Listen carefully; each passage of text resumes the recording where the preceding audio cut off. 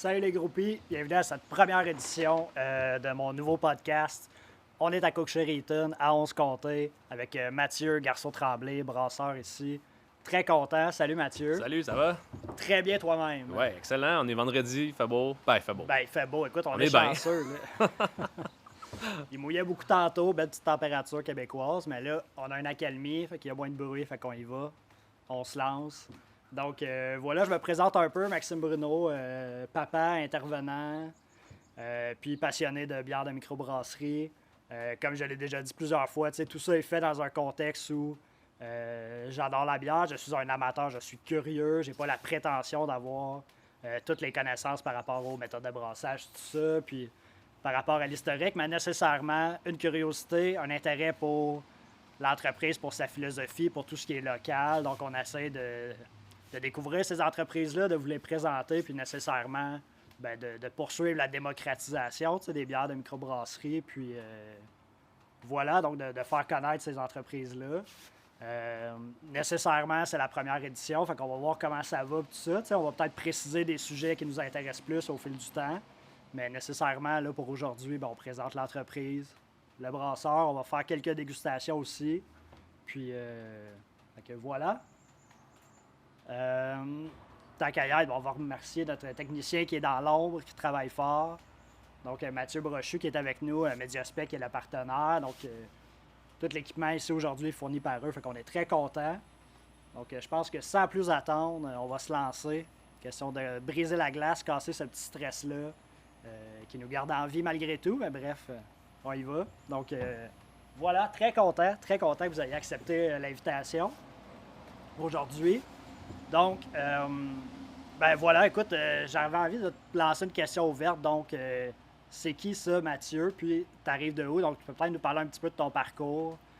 Qu'est-ce qui t'a amené ici chez 11 Comtés? Puis, Ben ouais, avec plaisir. Écoute, dans le fond, moi, à la base, j'ai commencé à brasser de la bière comme brasseur amateur, là, quand j'avais 18-19 ans. Premier appartement. L'idée, c'était de commencer pour le fun. J'aimais bien cuisiner, puis un ami qui faisait ça, il m'a refilé un kit, puis on a parti de même. Puis de fil en aiguille, c'est devenu une passion, j'ai pris de plus en plus de place dans ma vie. Puis à un moment donné, j'ai comme réfléchi à la possibilité de faire ça comme carrière, dans le fond. Et puis les choses se sont mises en place presque par elles-mêmes. J'ai fait une petite formation, j'ai suivi un cours avec Michel Gauthier, là, qui est très reconnu comme formateur là, depuis un certain temps dans l'industrie. Puis par après, j'ai eu la chance d'aider au démarrage à la brasserie Aricana. Pendant quelques années, j'étais là-bas comme chef brasseur. Puis ça a été une expérience super enrichissante. Beaucoup d'apprentissage au quotidien. Et puis de fil en aiguille, la vie a continué. Moi-même, papa de 2 enfants maintenant, j'ai tombé en congé de paternité pour l'été. On a trouvé une façon de s'arranger pour que je puisse prendre l'été off avec la famille. Puis par la suite, après mon retour, j'ai eu une offre, dans le fond, pour venir m'installer à la campagne. un petit gars de la ville à la campagne. Ben c'est ça, moi je suis né à Montréal, j'ai grandi en banlieue, puis j'ai passé la majorité de ma vie sur l'île de Montréal. Et puis j'ai toujours été très attiré par la campagne. Puis l'idée, dans le fond, comment ça m'a été présenté ici chez 11 Comtés, c'était vraiment de mettre une démarche de l'avant, dans le fond. Fait que c'est à la fois un lieu qui nous représentait, qui était un lieu qui peut être familial aussi, puis tout ça, dans un contexte rural, mais en même temps d'avoir une démarche par rapport à nos produits. Puis c'est ce qui m'intéressait le plus aussi là-dedans. Fait que c'est comme ça que je me suis emmené par ici. Là. Ils m'ont trouvé, on se connaissait pas avant, on a fait connaissance un peu sur le fly, puis nos valeurs, nos visions se rejoignaient. Fait que là, on a bâti ça ensemble ici depuis les tout débuts. Génial. Puis les tout débuts, 11 Comtés qui existent en fait officiellement depuis 2018. Donc, tu sais, tantôt, là, ça va faire... Ça va faire 3 ans cet été qu'on est ouvert sur la terrasse. Donc, c'est notre 4e été qui va commencer là, au mois de... dès qu'on peut. Dès que l'été va être là et que les conditions vont le permettre. Puis voilà, fait qu'on on a commencé à distribuer de la bière plus à l'automne. Fait que on est vraiment à 2 ans et demi à peu près de production en canette distribuée sur le marché québécois. Depuis ce temps-là, notre focus a été aiguisé un peu. On a visé un peu plus des trucs qui fonctionnaient bien pour nous. On s'était lancé dans différentes directions aussi pour expérimenter différentes avenues avec le vieillissement en barrique ou autre. Et puis voilà où on est. On est pas mal fiers de ce qu'on accomplit aujourd'hui au quotidien. Puis on bon espoir pour l'avenir de ce qui s'en vient aussi devant nous. Oui, il y a de quoi être fier, honnêtement. Puis, tu sais, j'en parlais un petit peu avec Émilie tantôt. sans nécessairement chercher à envahir le marché. Je pense que dans la région ici, minimalement pour les cantons de l'Est, vous êtes assez présents, vous êtes visibles. Comme brasserie, on est capable de trouver ces produits-là. Comme tu disais, ben, en canette. Puis depuis quoi, 1 an, tu me disais tantôt, les bouteilles? Ouais, à peu près. Ça fait à peu près 1 an qu'on a lancé nos premières bouteilles, le temps de mettre en place tout ça. Ouais. Puis éventuellement une refermentation en bouteille. Il y a un certain temps, il y a beaucoup de travail qui sont mis dans ces produits-là aussi. Fait qu'on essaie de. Ça paraît définitivement. Là. Ouais. Fait que ouais, ben c'est ça l'idée, c'est que si on est pour faire un produit local, nous on brasse pratiquement exclusivement avec des ingrédients locaux, dans le fond québécois au plus large. Et puis c'est comme logique de vouloir vendre cette bière-là le plus localement possible. Notre but, c'était pas d'envahir Montréal, Québec et la Gaspésie. Là. Dans toutes ces régions-là, il y a déjà des brasseries de grand calibre qui font des produits d'exception. L'idée, c'est vraiment ici, dans le Haut-Saint-François, il n'y avait pas beaucoup de micro-brasseries, mettons, en termes de production. Il n'y a d'abord pas de micro-brasserie tout court avant qu'on arrive, mais au-delà de ça, il n'y avait pas non plus beaucoup de culture bière, si on veut, dans la région. Mais il y avait un certain engouement pour ça. Fait qu'on est arrivé, on était accueillis à bras ouverts par une foule en liesse d'amateurs de bière qui étaient bien heureux de nous voir débarquer ici. Fait que c'est sûr que nous, c'est logique pour nous d'essayer de prendre le plus de place possible dans la région, en Estrie en général, mais au-delà de ça, de pas accaparer tout l'espace non plus, mais vraiment de promouvoir notre région à travers nos produits. Puis c'est ce qu'on essaie de faire. Ouais. Puis nécessairement, ça fonctionne. Je pense que ça attire les gens. Les gens qui font partie de la communauté, je pense qu'ils sont contents d'avoir cette offre-là, de pouvoir vous installer ici. Ouais. Puis après ça, ben nécessairement, je pense que ça revitalise une communauté aussi, d'avoir une entreprise comme ça. Oui, c'est clair que dans le fond, ça stimule à la fois l'économie locale. Pas tout le monde qui passe par Cookshare pour venir à la brasserie, parce qu'il y a quand même un certain tourisme brassicole au Québec. Les gens qui viennent ici, ben ils vont assurément manger au restaurant, par exemple, dans le coin, aller gazer, aller à l'épicerie. Juste ça, déjà, ça ramène un peu d'argent, sans compter les projets comme ici, sur la terrasse. On a le cuisinier déchaîné qui a ouvert un petit resto aussi, qui crée aussi de la job, qui crée aussi de la richesse dans le coin. Puis, au-delà de ça...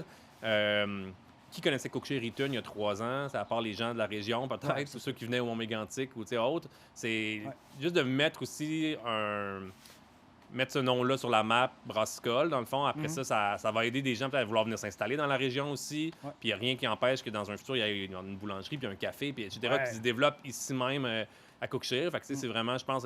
les brasseries sont des moteurs économiques dans les régions. Ça a été démontré maintes et maintes fois. Là. Définitivement. Puis en termes de, comme tu dis, de moteur économique, oui. Puis de par les valeurs d'entreprise, de par l'aspect communautaire, l'aspect local, bien, comme tu dis, de développer des petits commerces qui sont aussi axés sur le local et qui font vivre ces communautés-là, comme tu dis, d'avoir justement une boulangerie, d'avoir une offre qui est quand même, somme toute, assez complète dans une petite micro-communauté comme Cookshare. Bien, nécessairement, je pense que pour les jeunes familles et les gens qui veulent venir s'installer ici, ça devient un plus aussi, là, clairement. Ah oui, clairement. Je pense que c'est le cas pour nous ici à Cookshare, mais c'est le cas pour la plupart des micro-brasseries. Dans les dernières années, la majorité des brasseries ont ouvert dans des petits villages, justement, de 5000 habitants ou moins. Puis toutes ces communautés-là étaient bien heureuses de les voir débarquer parce que c'est ça, les gens aiment la bière. Voilà. Je pense que c'est argument. C'est un fait. Là. Parlant de bière, veux-tu qu'on ouvre ça? Certainement. On va en ouvrir une première qui, justement, met bien en valeur notre démarche. C'est de houblon hydro-fraîche. Yes. Donc, c'est une lager de campagne, 100% québécoise. Dans le fond, les ingrédients, fait que c'est un malt sherbrookeois de chez Inomalt qu'on utilise. On a un peu de blé malté aussi de chez Inomalt. Puis des houblons qui vont provenir du Québec. Malheureusement, on n'a pas encore de houblonnière à Cookshare, mais en même temps, on travaille avec 2 houblonnières de très grand calibre, les Jarret Noir puis Houblon Bastien, qui sont respectivement dans l'Aude Binière et puis à Terrebonne. Et puis, dans le fond, juste de mettre en valeur ces producteurs-là, qui sont aussi des jeunes entreprises, qui n'ont pas 10 ans d'existence encore, si je ne m'abuse. Puis c'est le fun. Fait que c'est une levure de lager. Donc, l'idée, c'est pour la plupart de nos recettes, ce qu'on fait, c'est pas de partir avec un style connu dans le monde. Là. On ne sait pas de reproduire une bière tchèque ou une bière allemande ou une bière polonaise. Là. L'idée, c'est vraiment de partir des ingrédients qu'on a, des types de saveurs qu'on aime, des types de profils qu'on aime en termes de bière. Puis après ça, de là, dans le fond, travailler à mettre ces ingrédients-là en valeur. Fait qu'on arrive, on va le voir avec les autres produits aussi, on est tout le temps un peu off par rapport au style, ce qui fait qu'on est difficilement classable. Les gens, des fois, ont de la difficulté à voir dans... Oh, putain, pour moi, c'est une qualité, en fait. C'est une qualité, mais quand c'est le temps de classer nos bières dans des petites cases pour des concours ou pour des classements sur des sites web ou pour des conseillers de bière dans les dépanneurs, c'est pas mal plus difficile d'expliquer ce qu'on fait. Fait que, il faut toujours revenir à la démarche puis expliquer d'où on part, pourquoi on le fait de même. Tu sais, j'ai bon espoir que dans quelques années, ça va devenir un peu plus commun. Puis le fait de brasser de la bière locale va devenir un peu comme un fait accompli. Ouais. On le voit, il y a de plus en plus de brasseries là, qui partent avec cette idée-là, cette démarche-là, ces valeurs-là. Ouais. Et puis, dans le fond, éventuellement, ce travail-là va être fait. On pourra ensuite parler un peu plus peut-être de style québécois ou de vraiment c'est quoi la signature québécoise dans une bière, au-delà de juste, c'est quoi de la bière québécoise. C'est notre question de base. Puis on essaie d'y répondre à chacun des produits qu'on fait. Voilà, on espère que les gens... Ça serait la ligne directrice dans... Ouais, de notre démarche, dans le fond, ouais. c'est de dire c'est quoi de la bière québécoise. Fait qu'en partant des ingrédients, en partant des équipements qu'on a, du savoir-faire qu'on a, qu'est-ce qu'on peut accomplir, c'est quoi aussi les goûts des gens. T'sais, un exemple, nous au début, on voulait pas faire de la bière rousse. C'est pas même si la bière rousse, c'est comme la bière au Québec. Tout le monde, le monde qui boit de la bière de microbrasserie depuis le temps de Boréal ou Saint-Ambroise, là, c'est de la rousse. C'est vu comme ça. On en faisait pas au début, puis il y a eu tellement de pression populaire qu'on a fini par dire bon, ben, on va en faire une bière rousse, c'est ça que les gens veulent. Il faut répondre à l'offre du marché aussi. D'une certaine façon, peut-être que la bière rousse, c'est un de nos styles québécois, qui sait, malgré les débats qu'il peut y avoir là-dessus. En tout cas, tout ça pour dire. De houblon d'eau fraîche, lager de campagne, vous allez voir, un beau petit malt, un dry-up ajusté, des petits houblons feuillus.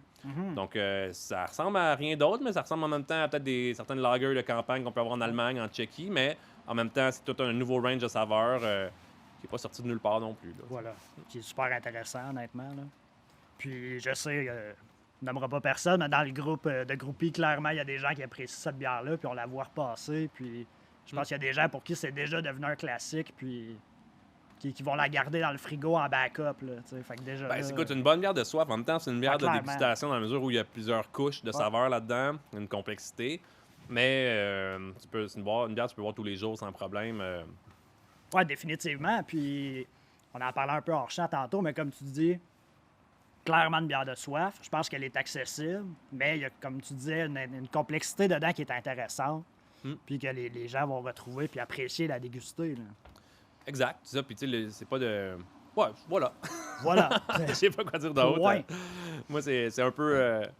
C'est une bière, ça fait longtemps que je rêvais de faire. Dans le sens dès qu'on a commencé à parler des ingrédients québécois, de qu'est-ce que c'est, de brasser au Québec, puis tout ça, j'imaginais pas nécessairement de brasser des saisons ou des bières, des IPA, copier ce qui se fait ailleurs. C'est d'imiter le Citra. On n'a pas ça au Québec, là, on va pas essayer d'imiter ce qu'on n'a pas. Fait comme plutôt de travailler avec ce qu'on a puis ce qu'on est. Puis voilà où est-ce qu'on arrive. Puis ça fonctionne, ça devient distinctif. Oui, exact. N'importe qui au Québec pourrait refaire cette bière-là. Ces ingrédients sont disponibles, mais n'importe où ailleurs dans le monde, tu peux pas faire cette bière-là. Inomalt n'exporte pas en Tchéquie. Non, pas encore. Puis Jarret Noir ne vend pas son houblon en Nouvelle-Zélande. Cette bière-là, elle peut juste être québécoise pour l'instant, en tout cas. Ben écoute, voilà, c'est une signature, puis on aime ça. Donc, puis je ne sais pas si vous avez remarqué, il y a quelqu'un hors champ, là, les techniciens ont soif aussi. Donc, il faut abreuver tout le monde. Ben voilà. Il faut se rassasier comme on peut. Encore là, on a parlé hors champ, j'avais envie de dire, mais comment moi, je suis arrivé à faire ça, tu sais, puis... Fait que première anecdote, je disais tantôt, tu sais, moi, j'aimais pas la bière, je me suis toujours tenu un peu loin de la bière parce que, à défaut de savoir ce qui existait sur le marché puis ce qui se brassait, tu sais, fait que longue histoire courte de se retrouver au King Owl il y a quelques années, gros shout-out d'ailleurs au King Owl, qui nous offre souvent des beaux produits puis tout ça, on a hâte de les retrouver, mais bref, de me retrouver là, de prendre une bière entre amis puis de me faire offrir une gauze de Pit Caribou à l'époque, de dire « What? » Genre, moi, j'étais un gars de salé dans la vie, là. Fait que de tomber là-dedans puis de faire « OK, fait que ça existe. » Puis de découvrir cet univers-là puis de juste commencer à goûter toutes les gauzes qu'il y avait sur le marché.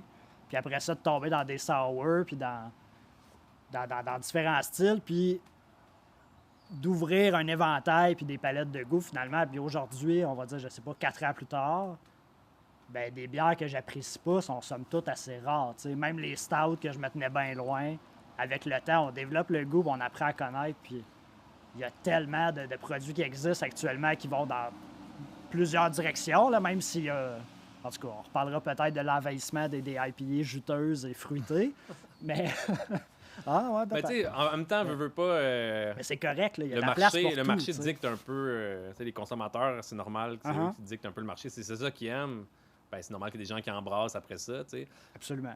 Ben, c'est ça. C'est pas tout le monde qui a la même démarche non plus, tu sais. Il y a des gens qui sont vraiment des tripeux de bière, puis ils se partent des brasseries, puis ils essaient de vraiment de faire pas copier, mais de faire des bières comme ils ont aimé dans d'autres brasseries, puis de se dire, regarde, moi, je veux reproduire ce que j'ai goûté dans des brasseries du Vermont ou dans des brasseries allemandes ou whatever, puis c'est très correct dans le sens où ça prend de tout, pour Oh, faire il y a ce de la place marché-là. pour ça. Là. Puis c'est vraiment correct comme démarche, tu sais. Nous, c'est pas celle qu'on a choisi de prendre.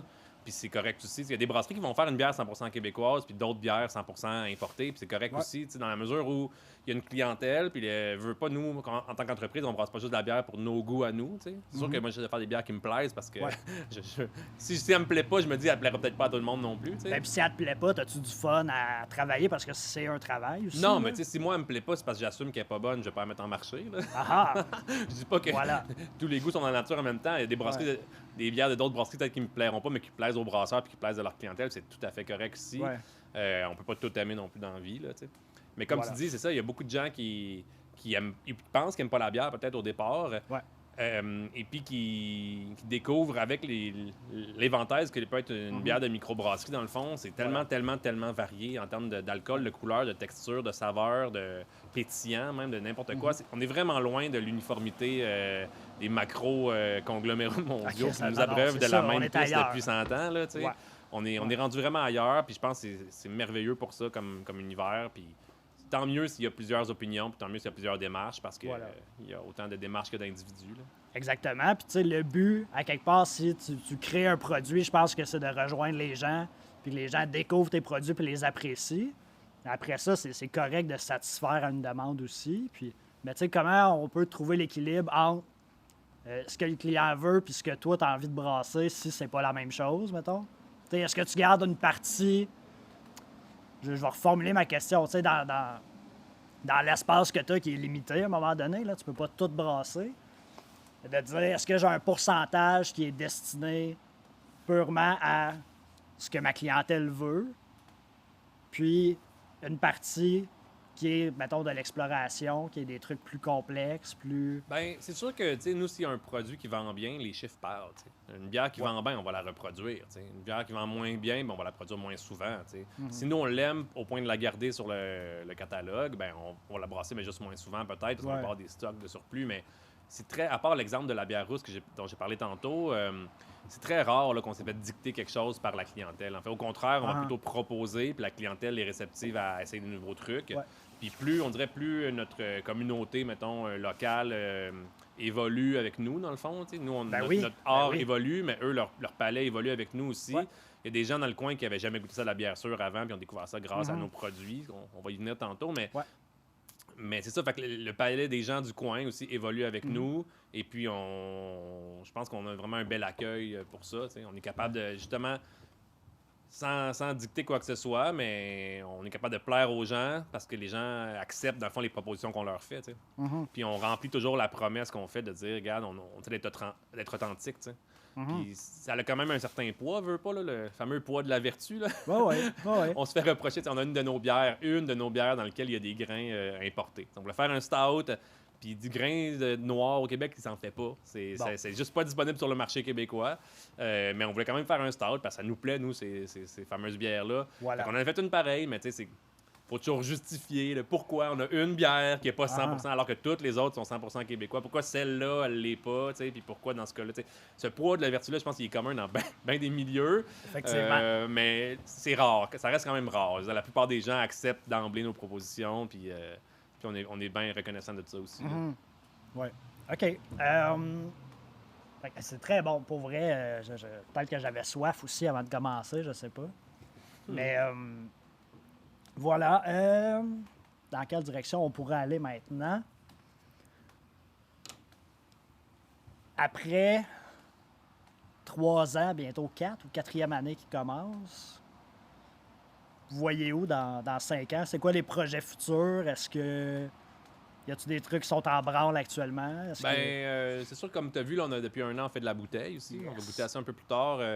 Ça, c'est un aspect qu'on veut continuer à faire. On veut pas nécessairement miser trop là-dessus non plus, parce que comme on fait des produits d'exception de ce côté-là, puis c'est toute une autre démarche, une autre range d'expertise et de temps que ça prend. C'est pas la même énergie qu'on met là-dedans non plus. Fait qu'il y a cet aspect-là qu'on veut développer, mais au-delà de ça, je pense qu'en tant qu'entreprise, a notre démarche par rapport aux ingrédients, mais on a aussi beaucoup d'implications extérieures à juste la bière. Tu sais, comme on en parlait tantôt en équipe, on a choisi de faire de la bière dans la vie, nous autres, pas juste pour faire de la bière. Parce que, dans le fond, ce véhicule-là nous permettait aussi de promouvoir certaines valeurs, dans le fond, Ouais. un mode de vie aussi, d'une certaine façon. Puis, ben, nous, c'est sûr qu'on aime la bière, c'est le fun, le fun d'embrasser Voilà. de faire ça dans Voilà. la vie, tu sais. Ouais. Mais notre plan, c'était pas d'être sur le marché, c'était pas d'envahir le marché, c'était pas de devenir le plus gros joueur sur le marché, c'est rien de ça. C'est au contraire, c'est plutôt d'être capable, à travers ça, de promouvoir nos valeurs, autant de l'achat local, autant le respect des individus, le respect de la diversité aussi, puis de Ouais.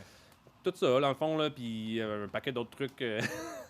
C'est long à énumérer. Chacun des membres de l'équipe a ses propres valeurs, puis on essaie d'avoir la place, chacun, dans le fond, pour promouvoir ça, Ouais. le féminisme, d'égalité, comment dire, ouais, c'est ça, d'avoir une société un peu plus égalitaire, puis un peu plus... Quelque chose d'inclusif aussi, Ouais, nécessairement. exactement, puis parler de notre territoire, parler de notre histoire, parler de notre engagement envers une communauté aussi, là, t'sais. Puis est-ce que, c'est drôle, je pense à ça, on parle d'inclusion, puis nécessairement tout le monde a une place, ou en tout cas, moi j'aimerais ça que tout le monde ait une place dans notre société. Après ça, bon, si on prend pour acquis qu'il y a une bière qui peut plaire à n'importe qui, dans le sens si t'aimes pas la bière, comme tu disais tantôt, c'est parce que t'as peut-être pas trouvé chaussure à ton pied encore. Mais pour revenir à l'inclusion, ben je pense qu'on peut réunir des gens de plein d'horizons différents autour d'une bière, puis de se rejoindre malgré tout, puis d'apprendre à découvrir l'autre avec ça, d'apprendre à se connaître, d'apprendre à partager justement ces valeurs-là. Puis, fait que si votre entreprise peut être un moteur pour ça, via vos valeurs à vous autres que vous transmettez dans une communauté, bien, chapeau, tu sais, parce que je pense que c'est toutes si chaque personne, chaque gens qui sont impliqués dans cette communauté-là travaille en ce sens-là, bien, nécessairement, on va arriver à une société dans l'ensemble qui est plus inclusive. Puis on se comptait contribue à petite, moyenne échelle à ça, bien, tant mieux. Puis c'est ce qui fait aussi qu'on est ici aujourd'hui, puis que vous avez été les premiers à être ciblés. Puis je l'ai déjà mentionné, dans le sens que oui, on est proche, puis on veut promouvoir le local, puis tout ça, mais nécessairement par des valeurs d'égalité, de féminisme, de tout ça, bien, clairement, pour moi, il y a quelque chose à partager là-dedans qui est tout à votre honneur, tu sais, puis encore là, c'est tout à votre honneur. Non, dans le sens que ça se fait naturellement, c'est pas pour acheter des votes, là. Non, on fait pas ça pour vendre de la bière. Ben en non, fait, là, c'est ça. Au contraire, peut-être qu'on se met du monde à dos d'un autre côté, tu sais. Mais dans le sens où Puis je pense que peu importe tant la pis. tribune que tu as dans la vie, que tu sois humoriste ou que tu sois brasseur de bière, si tu as une tribune, tu devrais l'utiliser à bon escient, tu sais, puis t'en servir pour faire Effectivement. améliorer la société ou en tout cas, tu sais, de faire en sorte qu'elle soit plus juste. Pas y aussi, là. nuire, là, minimalement. Au moins, pas y nuire, tu sais. Mais ça, c'est toujours une question qu'on a aussi. Tu sais, veux pas, nous, en tant que producteur d'alcool, producteur de bière, ça peut devenir, tu sais, l'alcool peut être problématique pour certaines personnes, ça peut être un vice dans notre société. C'est toujours la mince ligne entre on fait un produit de gastronomie, on fait un produit de dégustation, puis d'un autre côté, on produit un poison, tu sais. Cette ligne-là est quand même mince. C'est peut-être la première fois que je parle de ça vraiment là, comme en public, tu sais, mais c'est super intéressant. cette ligne-là est mince, puis je pense qu'il faut quand même se poser la question. C'est pas pour rien qu'Éducalcool existe, puis que des programmes, tu sais, chacune des brasseries, tout le monde qui a un permis de brasseur au Québec doit avoir un programme aussi de sensibilisation, en tout cas d'éducation par rapport à l'alcool. L'alcool, c'est merveilleux, tu sais, c'est comme en termes de saveur, en termes de plein de raisons. Mais il faut juste faire attention à... Ah oui, puis ça peut devenir un vice, effectivement, très rapidement. Puis oui, il y a une C'est dépendance associée à ça. Donc, puis... d'où l'idée aussi d'avoir une démarche, de dire on fait pas juste vendre de la bière pour vendre de la bière. Tu sais, on a cette tribune-là, puis on s'en sert pour promouvoir nos valeurs. Puis, Ben oui. Puis nécessairement, il y a une consommation responsable aussi à travers exactement, de c'est ça. ça. Puis, bon. D'où l'idée, justement, nous, la terrasse ici, en été, on ferme vers 9h, 10h maximum. Là, ça arrive pratiquement jamais que quelqu'un part d'ici après avoir trop bu. En général, on ne laisserait pas partir de toute façon. Là, complètement, tu sais, déchiré. Non, ça arrive pas. On n'est pas un bar, dans le fond. Puis cette consommation-là, le fait de faire des bières aussi des fois un peu plus faibles en alcool ou de promouvoir l'aspect aussi gastronomique peut-être des fois qui vient avec la bière. Ben clairement, tu sais, je pense qu'on est épicurien, on est gourmand, pardon, on aime ça faire des découvertes. Tu sais, bon, d'avoir des bières de soif qui sont plus faibles en alcool, ou à l'inverse, d'avoir des trucs qui sont plus axés, je dirais, sur la dégustation, entre guillemets, des trucs qui sont plus vineux, qui ont été barriqués, tu sais, je pense que on l'aborde différemment, la bière, effectivement. On n'est pas dans, je n'aimerais pas de brand générique, là, tu sais, mais on s'aligne pas une dose de... Non, exact, c'est ça, tout à fait. Ouais. OK.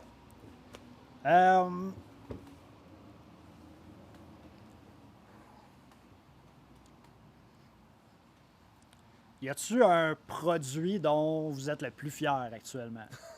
Ou un produit, mettons, qui reçoit pas la reconnaissance? Où tu dis ça, c'est comme c'est ma meilleure bière, mais elle reçoit pas l'accueil escompté pour X raison. C'est dur à dire. C'est comme dire, là, y a-tu un de tes enfants dont tu es plus fier, tu sais? Tu pourras pas choisir. Non, mais dans ce sens-là, Excellent au moins exemple. mes bières n'ont pas de conscience. Fait que même si on en met une, les autres seraient pas jalouses. Voilà. C'est l'avantage Voilà. que j'ai. Non, mais effectivement, on pourrait un des produits qu'on a sur la table dont on pourrait parler un peu plus, peut-être. Allons-y tout de suite. Yes. Fait que celle-là, on l'appelle Pays de Lupuline. Fait que dans le fond, à la base, on avait, dans notre démarche de réfléchir à c'est quoi de la bière québécoise, c'est quoi de la bière de campagne, parce que nous, on se définit comme une brasserie rurale aussi. On n'est pas une ferme, là, on n'a pas de champ où on fait pousser notre orge ou notre houblon là, pour vraiment s'approvisionner localement avec des producteurs qui savent ce qu'ils font. Là, Voilà. Première affaire. Sauf pour la stout, là, oui, on le sait. Ouais, c'est ça, là. C'est le poids de la vertu. Ça, c'est hein. réglé. C'est peut-être le nom d'une future bière, le poids de la vertu. Fait que, grosso modo, on avait Pays de Colline qui était notre blanche, dans le fond. Puis, nous, en regardant un peu ce qui se fait partout ailleurs dans le monde, quoi de plus typique comme bière de campagne qu'une blanche? Dans n'importe quelle campagne dans le monde, la plupart des bières, comment dire, là, du tiers-monde actuel, mettons. Là. Tu vas au Guatemala, tu vas au Pérou, tu vas en Somalie. Pas en Somalie, en Éthiopie ou au Bhoutan. Ou, en tout cas, vous irez voir les travaux du coureur des boires là, pour savoir de quoi je parle. Puis toutes ces bières-là, c'est des bières blanches d'une certaine façon. C'est la bière typique avec des céréales crues un peu. C'est une bière qui demande peut-être un peu moins de travail, dans le fond, à la source. C'est une bière vraiment... C'est l'exemple typique d'une bière de campagne. Nous, on voulait vraiment mettre ça de l'avant avec Pays de Colline. Puis par après, il y a des houblons qu'on trouvait vraiment intéressants, qui n'étaient pas très utilisés. Dans ce cas-ci, c'est le Sorachi Ace. C'est un houblon... entre autres, c'est un mélange de différents houblons, mais le Sorachi Ace, c'est un houblon d'origine japonaise, qui a un aspect un peu aneth, mais en même temps coconut, en même temps un peu vanillé. C'est vraiment particulier là, comme houblon. Puis on voulait le mettre en valeur un peu à travers le produit. Fait qu'on a essayé de prendre la Pays de Colline, qui est dans de blanche, puis la houblonner à froid, dans le fond. On appelle un dry-up là, pour les amateurs. Voilà. C'est quoi? C'est-tu une session IPA? Ben non. C'est-tu une white IPA? Pas vraiment non plus. Fait qu'on appelle ça une autre blanche houblonnée. Puis encore là, comme je parlais tantôt des catégories de bière, ça rentre pas dans aucune case, une maudite blanche houblonnée. C'est pas une Hopfenweizen. C'est peut-être une bonne chose. Peut-être. Fait que l'idée de faire une blanche, dans le fond, avec des ingrédients locaux, c'est multigrain. On met de l'épaule, de l'avoine, du seigle, du blé, de l'orge, évidemment. Puis on prend une levure de blanche d'origine belge, dans le fond, mais on met pas de l'écorce d'orange puis de la coriandre dedans. Ça n'aurait pas de sens dans notre démarche. Fait qu'on est allé vraiment ailleurs. Fait que ça donne vraiment un produit qui est probablement le produit le plus...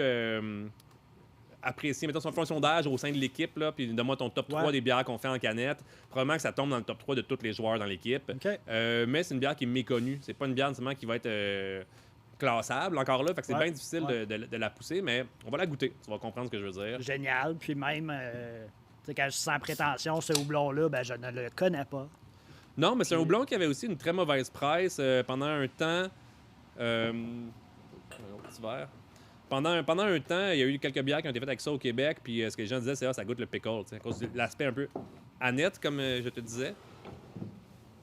Merci, monsieur. Et puis, dans le fond, c'est ça, fait que c'est un houblon qui, même chez les brasseurs, il y avait certains préjugés envers ce houblon-là. On a choisi de l'utiliser quand même en bonne quantité, puis de voir ce qu'on arrivait à faire avec ça, dans le fond. Il y a notre technicien. Il a encore soif, lui. C'est parce que c'est mon livre pour m'en retourner tantôt. Correct, je donne rien que des fonds, là. C'est bon, c'est bon. Ah, puis ça, parenthèse, moi j'adore la bière, tout ça, mais je tolère très mal l'alcool. Fait que des fois, j'ai le goût de déguster, puis quand il faut que j'arrête. Non, mais c'est important de respecter ses limites aussi, là-dedans. Ben, exactement. Puis, tu vois, j'aimerais ça revenir sur l'aspect que, ben oui, on brasse un vice, tu sais, dans le fond. Ouais, ben oui, c'est ça, exact. Puis, ben, t'es pas obligé de rentrer là-dedans, mais je veux dire, toi, comme être humain, puis comme brasseur, est-ce que tu dois, je pense que oui, il faut porter une attention à ça comme n'importe qui. Là, on essaie de contrôler notre consommation, mais c'est comment de travailler dans un environnement où tu as toujours accès à de l'alcool, à de la bière. Ouais, ben tu sais, c'est particulier. Disons... Tu dois goûter tes produits quand ils sont prêts, entre guillemets. Ouais, ben tu sais, on fait la recherche-développement, puis du contrôle qualité, puis on goûte un produit, mais dans un environnement contrôlé, dans le fond. On va pas se servir une pinte dans le fermenteur non plus. Là. Non, c'est ça. Fait qu'on c'est toujours une question, on a beaucoup d'échantillons des fois à goûter quand on fait, mettons, une dégustation horizontale d'un produit, puis savoir, dans le fond... Oups, excusez, le camion... s'en va avec les vidanges. Le camion s'en va. Fait que grosso modo, quand on doit faire une dégustation comme ça, puis goûter, mettons, 5, 6, 7, 8 versions d'un même produit pour voir un peu l'évolution dans le temps, puis tout ça, tu sais, on verse vraiment des petits verres, on fait attention à tout ça. Ouais. C'est sûr qu'il y a un aspect, faut l'avoir en tête, veut pas. Parce que j'ai vu, moi, dans l'industrie, des gens qui ont glissé, puis qui ont finalement clairement, quitté ce mode de vie-là, ou en tout cas, qui ont. Surtout dans les entreprises qui ont un aspect bar un peu plus. T'sais. Nous, ici, les soirées virent pas. Moi, je repars en char à la fin de la journée. Fait que je peux pas consommer des quantités phénoménales de bière. Puis... Tu vas pas ta cote au bar après ton chiffre. Non, c'est ça exactement. En dînant, on boit pas de la bière non plus. Il y a cet aspect-là qui est là, qui est présent. Moi, dans ma vie personnelle, j'ai un grand-père qui est dans les AA depuis maintenant plus de 40 ans. Fait que j'ai été jeune, sensibilisé à ces questions-là aussi, à savoir justement connaître ses limites, puis connaître, faire attention aussi aux raisons pour lesquelles tu bois. T'sais. Si tu bois parce que t'es triste, ou tu bois parce que t'es fâché, ou tu bois parce que t'es tout seul, ben là, ça peut créer des problèmes. T'sais, si t'as besoin de boire pour être heureux aussi, il y a toujours de... Ben, tu sais, quand tu nommes ça, de l'associer à des émotions négatives, mais je pense dans les deux sens. Chaque fois qu'il y a une réussite, quelque chose à célébrer, c'est toujours de l'alcool, ben, ça devient un renfort à la limite. Exactement. Tu sais, si voir tes amis, ça implique toujours de boire de l'alcool, ben peut-être qu'il peut y avoir un problème de ce côté-là. Tu sais, c'est dur de dire ça parce qu'en même temps... Excuse-moi, là, mais j'y avais pas goûté, hein? Ouais. C'est vraiment super intéressant, puis... Je disais tantôt, je suis rentré dans ce milieu avec la Gauze. C'est pas vrai, parce que la seule bière que je buvais à l'époque, c'était de la blanche. Puis là, on va la nommer, là, la blanche de Chambly. Bon, c'est ce qu'il y avait partout. Tu vas dans un resto, puis il n'y en avait pas d'offre de bière à l'époque. Puis bon. Mais non, écoute, on est ailleurs, là, clairement. Ouais, non, c'est ça. Puis tu sais, vraiment, ce qu'on va retrouver dans cette bière-là, Pays de Lupuline, c'est vraiment le Sorachi, c'est au cœur. Il y a 5-6 houblons différents dans le dry-up de cette bière-là, mais le Sorachi est au cœur. Puis le côté coconut, un peu comme dont je parlais tout à l'heure, un peu le côté vanillé qui vient rehausser les... Dans les levures, souvent, on parle des blanches allemandes, entre autres, on parlait les esters de banane, puis les phénols qui goûtent le clou de girofle. Mais dans ce cas-ci, avec cette levure-là, les phénols, avec ces houblons-là, vont rappeler beaucoup plus de la vanille, un peu. Ouais. Je dirais plus vanille que coconut, mais ça, c'est mon palais à moi. Ça, là, chacun son palais. Puis, tu sais, il y a comme un aspect, en même temps, très, très vert, très végétal à travers tout ça. Ça donne un produit qui en fait inclassable. Encore là, une bière comme celle-là est impossible à brasser en dehors du Québec. C'est juste des ingrédients locaux, puis... C'est ça. Encore là, on se classe pas dans une catégorie. Comment est-ce que cette bière-là va être mise de l'avant, autre que parler de toute la démarche, tu sais? C'est un peu... Le poids de la vertu est là aussi. On veut faire cette démarche-là, on veut être capable de faire la promotion de ça, mais comment tu écris ça sur une canette? Comment tu fais la promotion à travers un rep ou à travers un pitch de vente de 15 secondes? Comment tu peux être capable de parler de ces produits-là? Il faut que le produit, en fait, parle de lui-même. Les gens l'ouvrent, ils goûtent, puis après ça, c'est fait. C'est intéressant, ça. Fait en ayant des produits inclassables, ben comment, justement, qui fait les descriptions des bières ou qui écrit en arrière? Ben ça, c'est beaucoup moi. Dans le fond, le travail de choisir les recettes, choisir les étiquettes, c'est un travail d'équipe. Émilie, c'est une fille qui vient du milieu de la recherche universitaire. Elle a des piles et des piles et des piles de livres d'histoire, puis de tout ça de trucs. Elle travaille vraiment fort pour raconter des histoires par rapport à notre région, surtout. Des personnages de notre région aussi.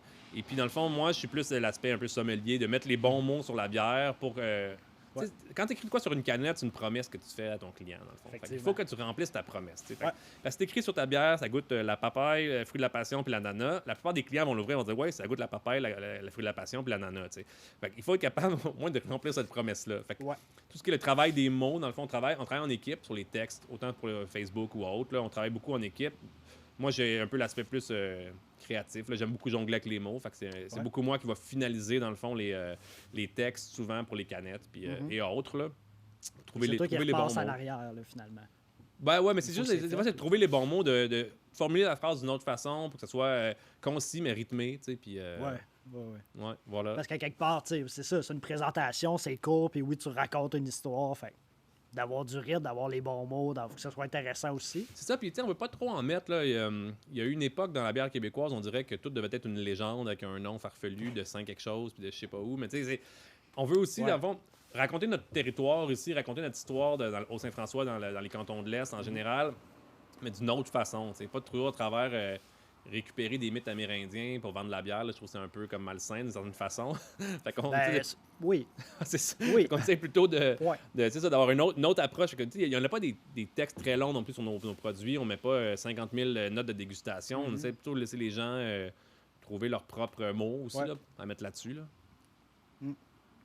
Alors, c'est super intéressant pour vrai. Puis oui, il y a un côté très herbal qui, personnellement, me rejoint beaucoup. Là, mais...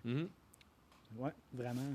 Fait que voilà, c'est une des bières qu'on est bien fiers, puis on sait jamais comment la pousser vraiment. Est-ce qu'on. Ah, C'est ça. En voulant sortir des catégories, le but, c'est pas nécessairement de juste faire exception. Là, on veut pas inventer des noms de style pour inventer des noms de style. C'est plutôt de trouver, comme une fois qu'on a le produit en main, au bout du compte, quel mot, parce que les styles en soi, là, c'est juste un raccourci sémantique en fond. Là, quand tu écris IPA sur la canette, ben maintenant, ça veut dire beaucoup d'affaires, mais mettons, je retourne 5-10 ans en arrière, IPA, ce que ça voulait dire, ben, c'est une bière 6, 7, 8% d'alcool, relativement pâle en couleur à ambrée, à l'époque relativement translucide, avec une bonne amertume, avec des bons arômes de houblon, relativement souvent houblon plus à l'américaine, floral, agrumes, conifères, puis tout ça. résine, Au lieu de dire tous ces mots-là, tu écris IPA, puis le monde a une bonne idée que ça veut dire. De nos jours, là, c'est un autre débat. L'IPA, c'est rendu comme une catégorie large en soi de style, là, mais quand tu écris, mettons, Pilsner sur ta canette, ben, le monde savent à quoi s'attendre, le petit côté croûte de pain maltais, le petit houblon sale. Comme, les gens savent à quoi s'attendre, c'est un raccourci dans le fond. Fait que nous, comment est-ce qu'on peut, en dehors des styles, parce qu'on veut pas non plus tromper les gens, j'ai écrit Session IPA sur cette canette-là, le monde, c'est pas à ça qu'ils s'attendent quand ils voient le mot Session IPA. Fait que qu'est-ce qu'on peut mettre comme mot sur la canette pour faire un raccourci sémantique, sans non plus mentir aux gens ou sans décevoir ou créer des fausses attentes chez les clients. Fait que c'est tout ça, tu vas voir sur nos canettes, le style en général, c'est pas parce qu'on voulait faire différent, parce qu'on voulait inventer quelque chose, c'est vraiment juste pour remplir la promesse qu'on faisait aux clients quand ils ouvrent la canette, ben, ça a un sens par rapport à ce qu'ils ont vu écrit dessus. T'sais. Grosso modo, c'est ça. Fait que, voilà ce qu'on en est par rapport mon opinion sur les styles. T'sais. Les styles aujourd'hui, c'est les couleurs d'hier, puis peut-être que dans un futur, on va être rendu ailleurs, mais on n'a pas le choix d'avoir des raccourcis sémantiques, puis peut-être que les styles, c'est peut-être là pour rester aussi, puis tant mieux pour ceux qui s'y retrouvent, dans le fond. Ben absolument. Puis après ça, comme tu dis, ben le consommateur, il se crée des réflexes aussi. Là. Fait qu'en voyant certains mots, ben ça correspond à un produit que j'aime ou ça correspond à... C'est ça. Mais quand nous, les gens voient Pale Ale de campagne ou blanche ou blonnée, malheureusement, ils n'ont pas de référent. Fait que c'est peut-être... Ça nous nuit d'une certaine façon aussi, mais au moins, on s'assure de respecter la promesse qu'on fait. Ben, est-ce que ça vous nuit? Sûrement, d'une certaine façon, mais à titre très personnel, d'avoir justement le terme d'avoir une blanche houblonnée, mais pour moi, c'est de dire, OK, donc je m'attends à une blanche, mais avec peut-être une complexité supplémentaire ou un goût inhabituel, entre guillemets, que je ne retrouverais pas dans une blanche classique. Tu disais tantôt écorce d'orange, un coriandre, tout ça. Oui, c'est ça, exact. On en a assez vu, là. Mais... Ben voilà. Puis il y en a qui aiment ça, puis c'est correct, puis il y en a pour tout le monde. Là. Mais ouais, c'est ça. Fait que, on a fait des IPA finalement aussi. Là, au début, on n'en faisait pas. Puis là, dernièrement, on en a fait quelques-unes. Encore là, ils sortent un peu des catégories plus classiques d'IPA ou plus communes, mettons. Mais ça reste quand même, c'est ça. On part des ingrédients, on part des saveurs qu'on aime, on part de cet assemblage-là, des types des techniques qu'on utilise aussi, puis qu'on a le goût d'essayer. Puis on arrive à un produit dont on est fier. Ça, c'est une question de savoir quel mot on met là-dessus. Puis c'est un travail... puis tu sais, il y a toujours un doute, là. On n'est pas convaincu. On savait qu'on faisait de l'IPA West Coast, puis on faisait des ingrédients pareils comme l'IPA West Coast, puis où on faisait un barley wine anglais, puis on prenait les mêmes ingrédients que les barley wine anglais tout le temps pareil. On ne poserait pas ces questions-là, on n'aurait pas de doute relié à ça. Là, veut pas, ce doute-là existe parce qu'on est en dehors des sentiers battus. Puis en même temps, ce doute-là nous garde vivants d'une certaine façon. C'est ça qui nous permet de continuer d'avancer. Puis quand on trouve des gens qui trouvent écho là-dedans, qui sont capables de dire « Ouais, moi, ça me rejoint, ce que vous écrivez là, ça me rejoint votre démarche », mais là, on comprend que on fait la bonne affaire. Puis, il existe, maintenant, on est rendu pas loin de 300 brasseries au Québec, là, puis il en existe des centaines de milliers dans le monde. T'sais. À un moment donné, on peut pas toutes faire les mêmes bières non plus. Il faut qu'on soit capable de se définir. On pourrait, mais c'est plate. Ben, ça serait plate. On reviendrait finalement à ce qu'on travaille tellement fort à déconstruire. Depuis les dernières 25, 30, 40 ans, les microbrasseries aux États-Unis, là, le craft movement en général, a servi justement à déconstruire cette uniformité-là. De revenir, si on était pour revenir à une uniformité au bout du compte, ça serait bête un peu, je trouve. C'est comme une roue qui tourne, puis là, whoop, non! Ouais, c'est au point de départ. C'est peut-être des cycles naturels des choses, c'est vers ça qu'on revient. La vie est cyclique, mais après ça, voilà. Ben comme là, je pense que, vous me corrigerez si je me trompe, mais je pense qu'il y a aussi un retour qui se fait, dans le sens que le marché était beaucoup envahi de certains types de bières, puis je pense qu'on retourne à des trucs peut-être plus traditionnels, peut-être plus... Alors, pas uniformes, mais... Tu sais, comme de revenir justement à une Pils classique ou de revenir à... Mais tu sais, il y en a toujours eu de ça. Il y a des brasseries qui se sont spécialisées là-dedans dans le temps. Je pense peut-être que c'est différemment, c'est de voir des brasseries qui se lançaient plus dans des styles excentriques ou, tu sais, mettons, nouveau monde là, dernièrement qui reviennent à ça. T'sais, on le voit beaucoup dans les lagers, c'est un bon exemple qu'on donne parce que les lagers sont comme redevenus vraiment à la mode, sont comme revenus au sommet des priorités des beer geeks. Tu as commencé avec l'IPA, puis tu as délaissé la lager au début, tu as fait tout le cycle complet, tu rentres jusqu'au smoothie IPA, puis au stout de gâteau avec je sais pas quel ingrédient. Ça m'interpelle beaucoup ce que tu dis en ce moment. Puis tu reviens au bout, tu reviens au lager. C'est comme le cycle comme naturel qu'on voit chez les beer geeks, mais c'est heureusement, 99% des consommateurs de bière sont pas des beer geeks. Fait que oui, les lagers sont revenus en force, oui c'est là, puis c'est le fun, puis oui, c'est bon. Fait que c'est cool que ça soit revenu en force, c'est cool que les brasseries soient capables d'en faire maintenant de très grande qualité. Mais je pense que. Puis les vendre. On voit les deux extrêmes. D'un autre côté, tu as encore des smoothies au Corosol, puis je sais pas quoi d'autre qui apparaissent sur le marché. Tu as un peu de tout, puis c'est correct. Le marché, dans le fond, est de plus en plus éclaté. Puis plus le marché va éclater, dans le fond, puis il va aller chercher des styles différents, plus on va rejoindre de clientèle variée. Puis les microbrasseries actuellement, selon les chiffres qu'on a, c'est 12% du marché de la bière au Québec seulement. Là. Tu as trois macro-conglomérats mondiaux qui possèdent 88% du marché, puis tu as 300 microbrasseries qui en prennent 12%.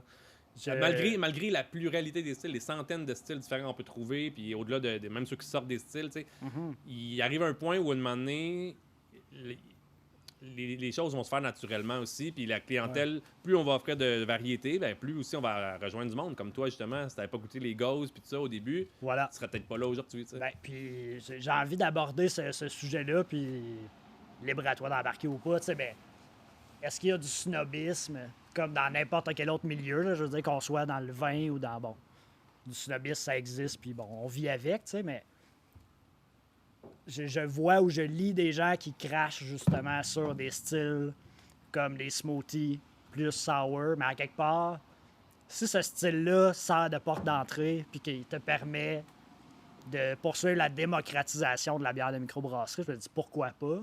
Je veux dire, toi, si t'aimes pas ça puis tu trouves que ça pervertit ce que devrait être une bière, mais t'es pas obligé de la boire, puis t'es pas obligé de cracher dessus non plus, puis de dénigrer ces brasseries-là. C'est une question de respect aussi. Mais un truc qu'il faut faire attention, par exemple, parce que les smoothies IPA, la façon qu'ils sont vendus, c'est vendu pratiquement juste à la brasserie directement, des prix quand même élevés. Fait que c'est pas une démocratisation de la bière, dans le sens où monsieur, madame, tout le monde tombe pas sur une smoothie par hasard à l'épicerie. Là. C'est vrai, Oh, le retour des oies. Ah ben, tabarouette. Printemps officiellement. Yeah.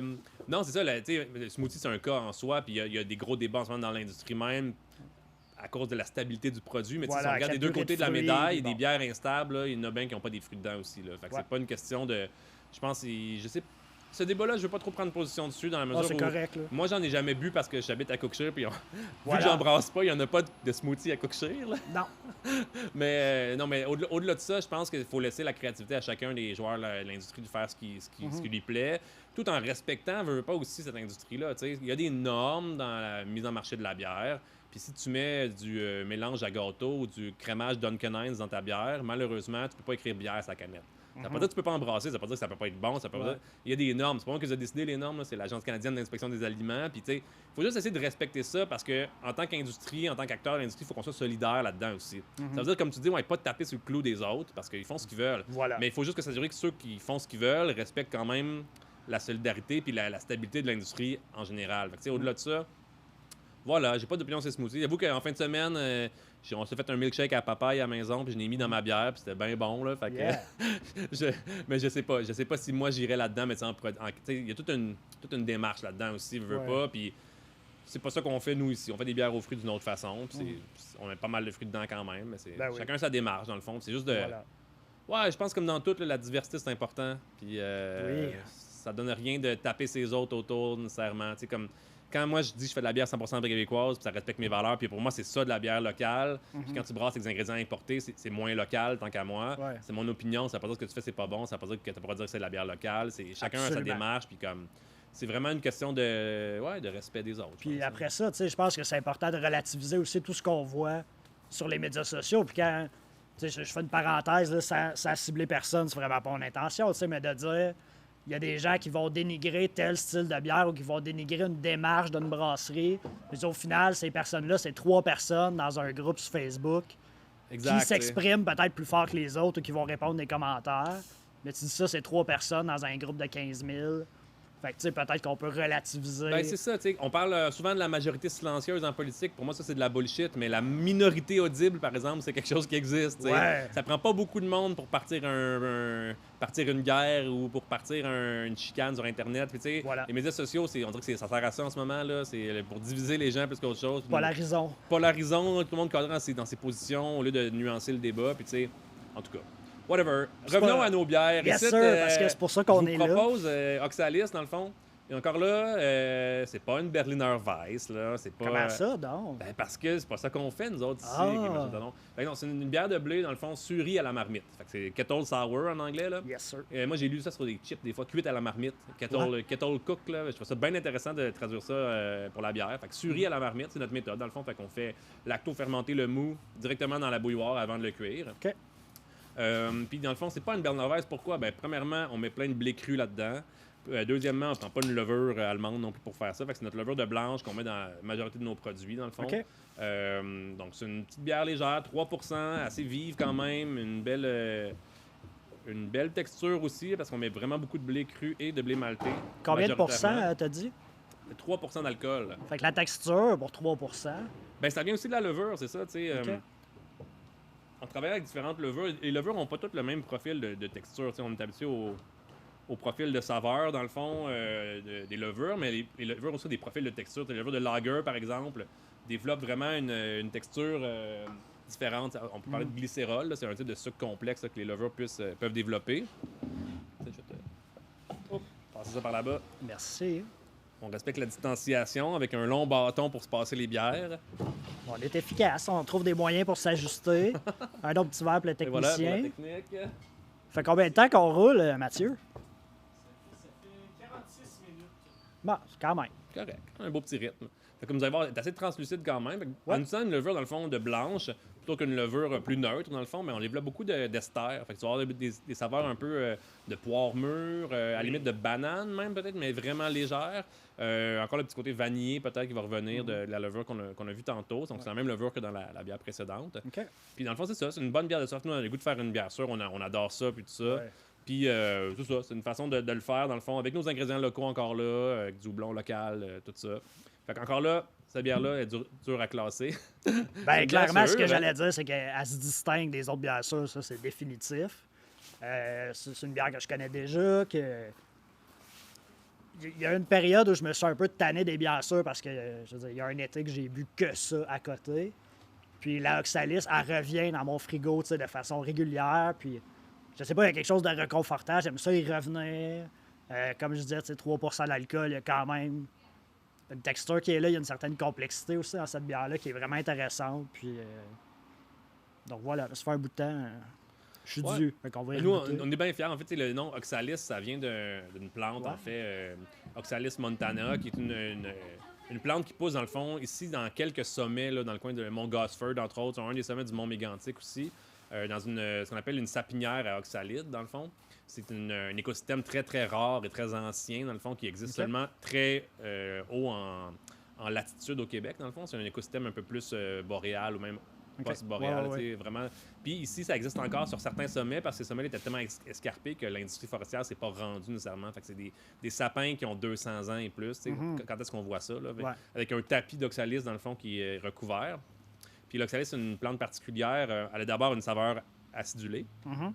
à cause de l'acide oxalique qui est dedans, mais au printemps, quand elle va, les fleurs vont vraiment, quand les graines vont germer puis éclater, ben ça fait comme ça fait revoler les graines revolent puis Ok. vont pousser plus loin. En tout cas, on trouve ça bien intéressant de Ouais, ouais. rendre hommage à ces écosystèmes-là, ces forêts-là fragiles, anciennes, un peu méconnues aussi de notre région, mais sans être trop direct. Le but, c'était pas de faire une bière non plus revendicatrice de quoi que ce soit. Là. Ouais. L'industrie forestière, dans le coin, c'est beaucoup de jobs, c'est important. On va avoir une belle terrasse en bois, puis on va avoir des livres en papier, puis on va avoir... Voilà. Ça en prend de l'industrie.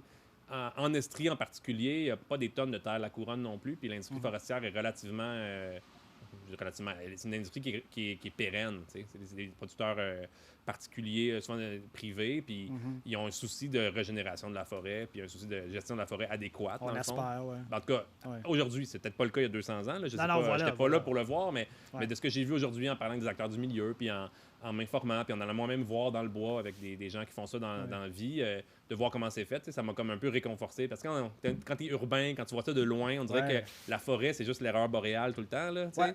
Puis Ouais. malheureusement, c'est vrai dans bien des régions, puis c'est vrai dans certains cas. Puis même encore aujourd'hui, tu sais, la forêt n'est pas tout le temps respectée, je pense, comme elle devrait l'être. C'est notre ressource principale avec l'eau là, au Québec. Il faudrait comme la préserver pour le futur aussi. Mais Absolument. ici, ce qui est le fun en Estrie, c'est que, de ce que j'ai pu voir, en tout cas, c'est respectueux, dans le fond, comment c'est fait. Puis voilà. Mais malgré tout, ça prend quand même des lieux intouchés.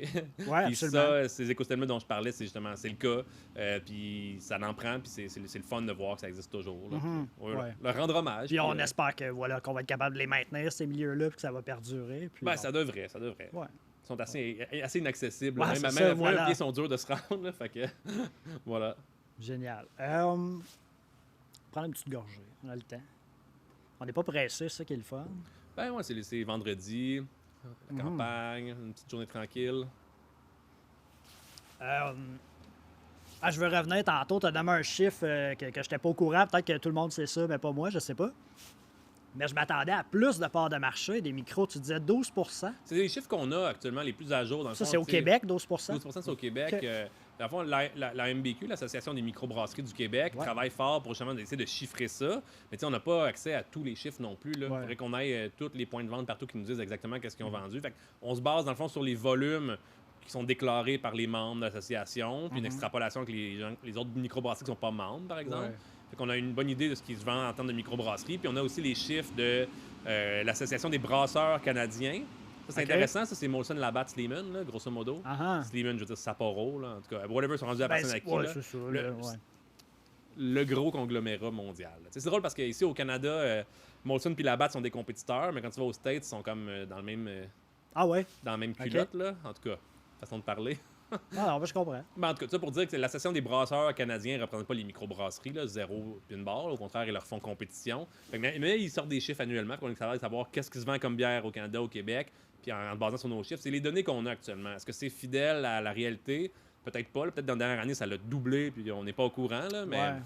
mais on essaie de suivre ça quand même avec l'association, puis d'avoir, dans le fond, un portrait juste, dans le fond, pour être capable de baser nos demandes, puis des futures politiques publiques aussi basées sur ça. Ouais. Là, tu sais. Quand on voit que chaque dollar investi dans une microbrasserie rapporte beaucoup plus qu'un dollar investi dans une macro-brasserie, dans le fond, il y a comme un bien que le développement des régions dont on parlait tantôt. Tu sais. Ben oui, puis Fait que ça aide d'avoir des chiffres. Là. Ouais, puis tu sais, l'argent que tu investis investir entre guillemets dans une macro, elle s'en va où cet argent-là? Ah, je pense pas qu'elle revient dans ta communauté directement, tu sais. Ah, des fois, tu sais, c'est tout un débat. Là. Ça va peut-être dans des fonds d'action où nos syndicats ont investi leur argent. Puis tout. Donc, l'économisme est beaucoup plus complexe que. Effectivement, puis j'ai pas ces connaissances-là Non. de toute façon. Fait que- C'est pas mon domaine non plus. Donc, voilà, on est là pour la bière. Puis, OK, fait que, ouais, fait que 12 pour vrai, j'ai presque tombé en bas de ma chaise. Je m'attendais à beaucoup plus que ça. Je me doute bien que c'est pas 50-50, là, on le sait. Là. Mais des fois, c'est parce qu'on a un billet. Tu sais, moi, je travaille dans ce milieu-là. Toi, tu es un amateur de ce milieu. Probablement que tous tes amis sont des amateurs de ce milieu-là. Tu sais, on n'est pas dans des. Pas mal. On représente pas nécessairement le consommateur moyen de bière au Québec. Tu sais, la caisse de 24 achetée au couche-tard là, est encore majoritaire, je pense, malgré tout. Je pense que oui, ouais. Malheureusement, là, c'est encore le cas. Tu sais, c'est une question des fois économique, d'habitude, de culture et ou de connaissances, de curiosité. Tu sais, Je comme... pense que c'est toutes ces réponses-là en même temps, tu sais. C'est ça que nous, notre travail est doublement difficile parce que là, de plus en plus, on parle de saturation du milieu. Puis les acteurs, des gens bien pensants, là, un peu extérieurs à l'industrie, des blogueurs ou des whatever, qui d'autre, là, je les blâme pas, je trouve que c'est un métier qui est nécessaire aussi à notre Alors, c'est industrie, là, correct, ouais. comme ce que tu fais toi en ce moment. Mais Pourquoi? souvent, Je sais des pas. fois, même les détaillants spécialisés vont parler de ça, d'une saturation du marché. Il y a trop de microbrasseries, il y a trop de bières. Puis, tu sais, ça vient d'un constat parfois dans un dépanneur, tu as un nombre maximum de tablettes que tu Voilà. peux mettre de la bière, puis pour eux, c'est peut-être qu'ils trouvent ça dommage de ne pas toutes les avoir, puis j'ai l'impression que, mais malgré tout, à chaque année, il y en a plus de brasseries, puis il n'y en a pas tant que ça qui ferment, puis de plus en plus, nous, c'est ce qu'on a essayé de faire aussi, c'est de s'attaquer à un marché qui n'était pas celui des autres brasseries non plus. Tu sais, on se bat pas pour la même tablette dans les Voilà. dépanneurs. C'est pas la même tarte, là.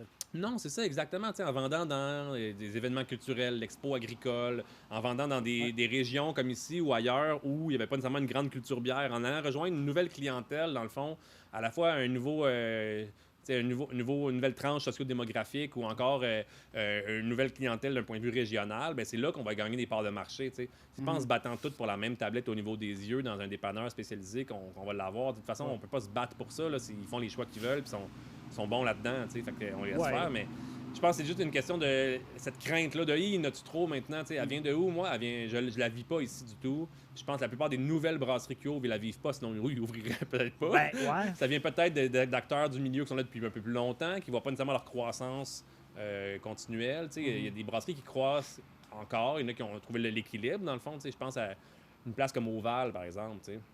S'ils voulaient vendre plus de bière, ben probablement qu'il y a du monde qui en achèterait plus. T'sais. S'il voulait la vendre plus cher, probablement que le monde l'achèterait plus cher. Mais lui, il a trouvé l'équilibre. Il a trouvé un marché où il est capable d'avoir ce qu'il faut pour vivre, d'être heureux là-dedans. Puis nous, c'est ce qu'on essaie d'avoir aussi. C'est sûr qu'on on a peut-être une brasserie un peu plus grande puis un peu plus d'investissement à rembourser là, actuellement. Là. Je ne sais pas dans 2-3 ans, mais fait qu'on a peut-être un peu plus de parts de marché à aller gagner. Mais notre but, c'est pas d'ouvrir une autre usine dans 5 ans, d'en ouvrir une autre dans 10 ans, d'en ouvrir une autre. Notre but, c'est de maximiser ce qu'on a ici, trouver un point d'équilibre où tout le monde dans l'industrie, dans l'équipe, en fait, peut bien vivre de ça, être heureux, travailler un nombre d'heures raisonnable, vivre de façon raisonnable. Ouais, tu vas pas porter ça à bout de bras à 2 employés à 100 heures c'est ça, exact. Puis, au contraire, il y a d'autres brasseries qui, en choisissant un modèle de croissance perpétuelle, ben, se ramassent à vendre à Molson puis la battre. Ouais. Puis comme moi, je pense pas que c'est ça que nous on veut ici, puis je pense pas que c'est ça qui est bon pour l'industrie en général. Je pense que ça frustrait bien du monde quand c'est arrivé, mais c'est important, je pense, de trouver l'équilibre là-dedans, comme dans tout. Puis voilà. Voilà. L'équilibre, c'est important. Fin. Non. Mais ouais, écoute, j'en reviens sur la bière, c'est intéressant de la revisiter. Comme je disais, sur un bout de temps, j'en avais pas bu, mais ouais. Très bien fait. Ouais, c'est ça, puis tu sais, on trouve des saveurs typiques, l'acidité puis tout ça, qu'on trouve dans le plupart des bières suries à la marmite. Là. Ouais. Mais en même temps, ça start un peu, moi j'adore ça. Ouais, c'est ça, c'est l'acide lactique dans le fond qui est quand même bien présent. Puis, mais les saveurs sont ailleurs. Tu sais, un goût de pomme verte un peu léger, plus la poire mûre, mettons. Puis, tu sais, c'est tout ça. Voilà. C'est notre première bière sûre qu'on a faite. Puis, la première d'une longue séquence qui se voilà, ce sera pas la toujours. Là. On a une couple de nouvelles qui sont sorties, puis on en a d'autres qui s'en viennent cet été aussi. Donc, arrête d'autres, toi. Ben oui. T'as-tu un scoop là, pour nous autres? Non, là, parce qu'elle n'est pas encore brassée. Là, mais on a des nouvelles bières qui s'en viennent cet été. Là, une couple de nouveaux produits un peu dans cette lignée-là, de trucs inclassables, mais qui fit des saveurs que nous, on aime, puis mettre en valeur certains nouveaux cultivars de houblon ou encore certains maltes ou certaines céréales. Là, on met moins en valeur, des fois. Ouais. Toujours en approvisionnement, somme toute, assez local. Ouais, toujours local, le plus qu'on peut, ouais. Génial. Bon, t'es pas obligé d'embarquer si tu veux pas, mais mettons que tu avais une collaboration de rêve avec une micro au Québec. Nécessairement, ce sera pas la batte, là. On s'en doute, c'est pas une micro de toute façon. Ouais, mais non, blague à part. Sans en nommer une micro en particulier, on avait développé, nous, on avait un projet avant la pandémie là, qui nous a un peu cassé ça. Là. On devait faire une tournée de l'Estrie, dans le fond. Moi, mon plan, c'est de faire la tournée de pas mal toutes les brasseries en Estrie, brasser une bière 100% locale avec chacune de ces brasseries-là. Ouais. Certaines d'entre elles qui font déjà du local, certaines d'entre elles qui font pas du tout du local. Puis l'idée, c'est vraiment de montrer que c'était possible, d'encourager le monde à le faire, de faire connaître notre démarche, puis d'encourager les autres à avoir cette réflexion-là, dans le fond. Puis on devait aller visiter Dunham, on devait aller visiter Sutton, on devait visiter la Knowlton. Il y a plusieurs mondes à qui on avait parlé qu'on devait aller visiter, puis ça m'a un peu fendu le cœur de genre « fuck, ça marche plus ouais. ». On a réussi à en faire une coupe vraiment le fun, par exemple. On est allé à Moulin 7 pour commencer, on est allé à La Ferme, on est allé à Amnord, on est allé à Vroden. Des brasseries que je respecte beaucoup pour leur démarche, puis Puis ils ont un créneau quand même bien à eux leur pérennité aussi, leur modèle d'affaires qui sont relativement différents aussi de ce qu'on trouve ailleurs, tu sais. Puis ça a été vraiment le fun, des belles rencontres, de confronter des fois des valeurs, de voir où est-ce qu'on se rejoint, où est-ce qu'on est différent. Dans un collabo, c'est ça, c'est d'apprendre l'un de l'autre, des méthodes, mais aussi des ingrédients ou encore juste des visions différentes de la bière.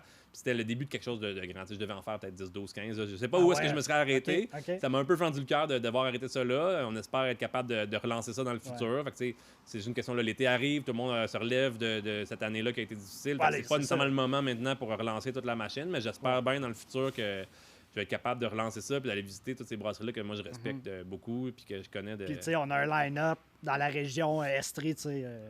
Quand on laisse Montérégie, il y a un line-up qui est loin d'être gênant. Là, on va se le dire. Il y a des micros hallucinants. On en a nommé plusieurs. Oui, exact. Non, c'est ça. Puis j'avais des projets de collabo avec une dizaine de micros. Là, je ne les ai pas tous nommés, là, mais des projets de collabo avec tous ces gens-là. Puis on a commencé à réfléchir, à se poser des questions, à lancer des ingrédients. Puis c'est comme... C'est ça. C'est un peu... fait que mon rêve serait d'être capable d'accomplir ce projet-là, tu sais, vraiment. Puis d'être capable de pousser ça, tu sais. Autant j'aime ça les collabos à l'extérieur, puis de dire hey, on s'en va en Gaspésie faire une collabo, on s'en va en Abitibi faire une collabo. Tu sais, ça aussi, j'avais lancé la balle dans cette direction-là parce que j'adore cet échange-là qu'on a quand on fait ça, de découvrir aussi des coins de pays que je connais moins, tu sais. Mais c'est sûr qu'à court terme, ça va plutôt d'être de miser sur le local, vraiment. Puis en espérant, tu vois, rien qu'en un an, le nombre de micros qui ont choisi de prendre des ingrédients locaux a explosé. De plus en plus de brasseries. C'est une très bonne chose. Achètent du houblon local, achètent du malt local. Les réputations de ces malteries-là, des houblonnières aussi, a vraiment grandi beaucoup dans les dernières années ou deux. Puis c'est ça. Moi, dans le fond, je siège sur les comités de travail de la filière. C'est une toute nouvelle filière microbrassicole. Dans le fond, c'est qui a été mis en place par la MBQ en collaboration avec le CRAC, puis le MAPAC, puis tout ça. La MBQ, les gens qui ne connaissent pas. C'est l'Association des microbrasseries du Québec, ouais. Donc, avec eux, dans le fond, on a développé une table de concertation. Puis de là, 3 comités sont sortis. Dans le fond, un comité sur le malt, un comité sur le houblon, puis un comité de gestion, dans le fond, qui fait le tour de tout ça. Puis le point principal, dans le fond, l'idée, c'est de dire on va augmenter les intrants québécois dans la bière de microbrasserie québécoise. Surtout de 5 ans ou 10 ans en arrière, c'était pas réaliste de dire on va faire une bière 100% québécoise. Faire une brasserie 100% québécoise, on n'était pas là il y a 5 à 10 ans, mais on est là de plus en plus.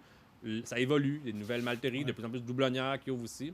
Puis l'idée, c'est de faire connaître ça aux brasseurs pour que ça soit pérenne. Il faut qu'à un moment donné, qu'est-ce qui vient avant, l'œuf ou la poule? Il faut être capable que les deux évoluent ensemble, puis le travail de la filière, c'est justement ça. Fait que moi, je m'implique beaucoup sur les comités de travail sur le houblon, sur les comités de travail sur le malt.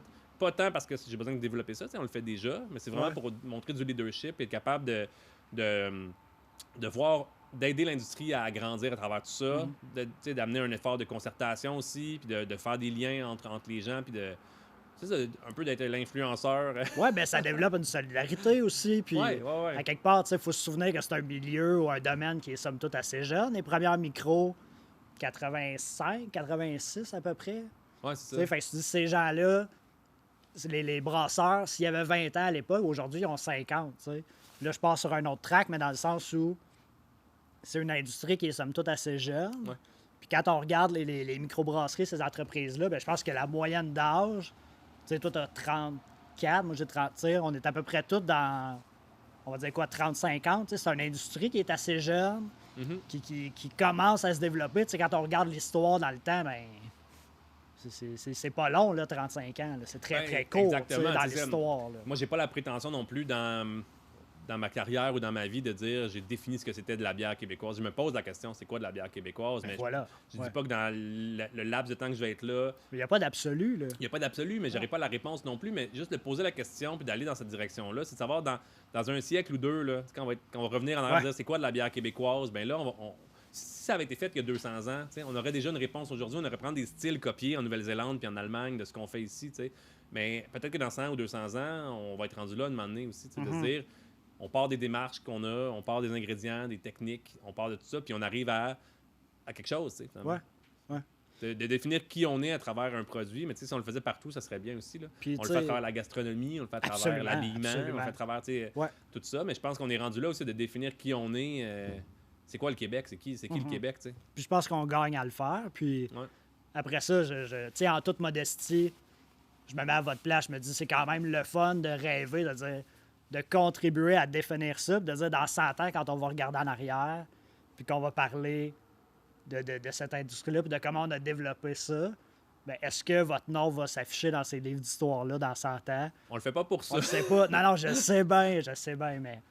Je sais pas, moi, il y a quelque chose de... Si quelqu'un fait un travail exhaustif d'histoire, il devrait être capable de retrouver notre nom, mais j'ai bon espoir que d'ici là, l'ensemble de l'industrie aussi va être capable de faire ce step-là. J'espère, Puis qu'au final, c'est ça, exact. T'sais, tant mieux si on se comptait, éventuellement, est vu comme un pionnier là-dedans, mais quand on a choisi de le faire, c'est pas pour dire on est les premiers, voilà, on le fait. C'est plutôt de dire on a une démarche, on respecte ces valeurs-là. Moi, voilà, c'est d'être conséquent. Quand je vais à l'épicerie, j'achète j'ai des paniers de bio, puis de la viande locale, puis des œufs, j'ai mes poules en arrière. Tu sais, le but, Ouais. je fais ça déjà dans ma vie à moi personnelle. Fait que Voilà. c'est juste logique de pouvoir le proposer aussi, d'avoir cette proposition-là pour les clients qui ont ces valeurs-là, ou en tout cas, au moins, qui peuvent peut-être acquérir ces valeurs-là aussi. Là. Ben, j'espère. Puis à quelque part, si ce travail-là n'était pas conséquent avec les valeurs que tu as de base, ben, tu serais pas heureux là-dedans anyway. Non, Puis, exact, là. tu sais, tu parlais de doute tantôt, mais ces valeurs-là, ce doute-là, c'est tout ce qui t'amène à te dépasser puis à faire des bières qui sortent du lot pour avoir une entreprise qui se démarque. Puis, Mais tu sais, c'est ça, exact. Puis tu sais, veut pas le travail de brasseur, c'est un travail de vocation. Là, tu sais, Ouais. On n'est pas là pour des salaires faramineux, on n'est pas là non plus pour. Tu sais, on travaille fort, on travaille dans des conditions qui sont parfois difficiles, on travaille physiquement, c'est très demandant, il y a une charge mentale assez forte aussi par rapport à ça, parce que c'est un processus qui prend plusieurs jours, plusieurs semaines, plusieurs mois ou même années des fois à faire. Puis tu sais, c'est ça. Fait que veut pas, on est là parce qu'on y croit, on est là parce qu'on aime faire ça aussi dans la vie, tu sais. Puis voilà, tu sais. super. J'ai une autre question. Encore là, t'es pas obligé de répondre, mais bon, on sait, tu brasses de la bière. Clairement, tu as accès à toute cette bière-là. Dans ton frigo chez vous, t'as-tu juste de la 11 comté? Il me semble que ça m'étonnerait. Non, j'ai pas juste de la ronce comptée, mais j'ai un beau cellier de bière qu'on a bâti avec le temps. Ouais. Puis encore là, c'est ça le risque. Oh, on touche-tu, on touche-tu pas? C'est-tu la bonne occasion pour ouvrir cette bière-là? On parlait de Puis je suis allé 750 chercher, tantôt. Là, Quand je ouais. suis pas encore allé au stage, j'ai pris ça. Hey, qu'est-ce que je fais avec ça? Tu sais, comme... Fait que non, tu sais, ouais, j'ai plein de bonnes bières. J'ai pas. Tu sais, ici, dans le fond, on a quelques commerces là, à Cookshire, dans les environs, qui vendent un peu de microbrasserie. On n'a pas accès à une immense sélection. Si je vais à Sherbrooke, il y a plein de places comme le Vent du Nord, là, qui ont une sélection incroyable. Vraiment. Mais je me rends pas tout le temps à Sherbrooke non plus. Je n'irai pas faire 45 minutes de char aller-retour pour acheter une bière là, non Voilà. plus. Quand j'ai accès à des produits. Fait que, au quotidien, c'est sûr que. Je dis au quotidien, je ne bois pas tous les jours, là, mais tu sais, en général, quand je veux m'ouvrir une bière en revenant de la job ou un samedi après-midi, c'est sûr, je m'ouvre souvent de mes canettes, parce qu'elles sont là, elles sont faciles. Puis voilà. je veux pas que je brasse des bières qui me plaisent. Fait que, je sais oui, que je vais pas être oui. déçu en la buvant. Mais c'est sûr que c'est important aussi pour moi de goûter des bières de ce que les autres font. Ouais. Je vais tout le temps, quand je tombe sur une nouvelle microbrasserie ou un style que je connais moins, ou quelque chose comme ça, je vais en acheter par curiosité, mais aussi pour parfaire mes connaissances. C'est important d'être au courant de ce qui se fait dans l'industrie. Pour être capable de savoir où est-ce qu'on se positionne là-dedans. Quand j'avais comme 18-19 ans, quand j'ai commencé à m'intéresser à la microbrasserie et tout ça, j'avais la prétention d'un jour avoir goûté toutes les bières au Québec. Ouais. J'allais à mon dépanneur puis je faisais le tour. J'étais comme, OK, ben, je fais un effort. Dans 54 semaines, j'ai goûté à tout ce qui se faisait. Puis ça allait éclater. Il y a il y a 15-20 ans, là, ça l'a éclaté bien raide l'industrie. Puis là, aujourd'hui, je pense que si tu voulais goûter même juste comme un demi-verre de toutes les bières qui se font au Québec, tu serais en haut du 0.08, 24 heures sur 24 pour le reste de tes jours. T'sais. Fait que c'est pas réaliste. Ça prend genre un triporteur, quelque chose, parce que là... Pour avoir une vie saine, c'est pas réaliste de dire on va goûter à tout ce qui se fait. T'sais. Puis une année, c'est sûr que c'est ça. Tu goûtes à une bière d'une brasserie qui te déçoit un peu, ça te donne moins le goût de retourner à cette brasserie-là après. Voilà. Tu vas goûter un style qui te déçoit un peu, tu vas dire peut-être c'est pas mon style, je retournerai pas là après. T'sais. Mais moi, je trouve ça important aussi des fois de se déstabiliser, prendre une bière que...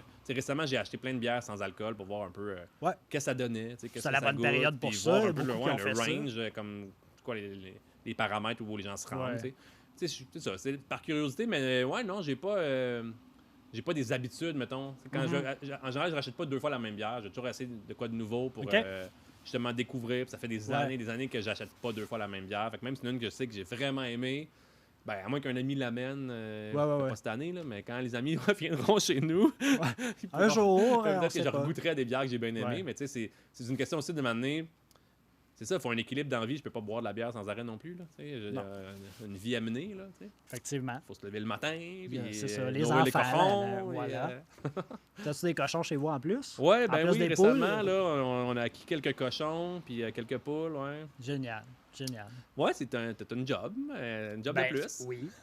Les cochons, eux autres, ils se lèvent à tous les matins. Ouais, beaucoup de respect pour les gens qui font ça dans la vie, agriculteurs. C'est un métier encore là, de vocation. Là. Tu le fais parce que tu y crois, puis tu le fais parce que c'est un mode de vie. Là. Tu fais pas ça pour être millionnaire, là, on s'entend. Non, c'est ça, exactement. Puis même au-delà du salaire, c'est pas une job facile. Là, non. Vous goûtez à autre chose? Allons-y. On est rendu là. Fait que, parlant de bouteilles, justement, ça, c'est une des... On va-tu se rendre au bout? Pas sûr. On verra bien. Une chose à la fois, vivre le moment présent, c'est important, gang. Exactement. Fait que là, ce que j'ai comme première bouteille ici, c'est Horizon des événements. que c'est ça, l'horizon des événements? Je Là? sais pas, mais c'est délicieux. C'est un terme d'astrophysique. Là. La plupart de nos bouteilles, là, ce sont des concepts d'astrophysique, dans le fond. Là. Puis l'horizon des événements, dans le fond, c'est ce qui est l'autre bord d'un trou noir. Pour faire ça simple, là, Ah ah! c'est toutes les possibilités qui existent à partir d'un point défini dans l'espace-temps. J'adore ça. Fait à partir de ce point-là, qu'est-ce qui peut influencer toutes les possibilités? Donc, c'est l'horizon des événements, grosso modo. Fait que nous, ce qu'on a fait, c'est une démarche encore là. On a acquis un foudre de 43 hectolitres, c'est 4300 litres. Un vieux foudre de chêne qui vient d'Allemagne, qui a servi à faire du vin pendant une cinquantaine d'années. Il a été remis à neuf et envoyé jusqu'ici. Et là, Ça veut dire quoi, ça, remis à neuf, mettons? dans le fond, ils ont refait les cerceaux autour. OK. Ils ont refait les cerceaux, ils ont remis une huile, ils ont posé des pièces de stainless pour une porte, puis un échantillonneur, puis un thermomètre. Mais l'intérieur demeure intouché, L'intérieur mettons. reste relativement intouché. Ouais. Voilà, OK. Et puis donc, ce qu'on a fait, c'est qu'on a pris du mou. On a choisi, on a isolé plusieurs levures en laboratoire ici même à partir de notre chef. On a fouillé Vous avez un petit labo en haut, en On a un petit passant, labo, ouais. c'est ça, avec Ouais. tout ce qui vaut de microbiologie puis tout ça. Puis un microbiologiste à temps plein que nous autres qui travaille entre autres là-dessus.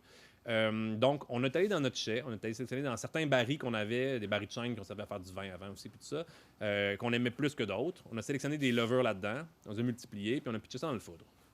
Puis de là, dans le fond, on a mis du mou, ça a fermenté tout seul. Ça a fermenté avec ce qu'on avait mis dedans. Ouais, mais on ouais. n'est pas comme pour une bière habituelle où on va calculer le pitch, mettre à la cellule près, là, j'exagère, là, mais tu sais, au million de cellules près.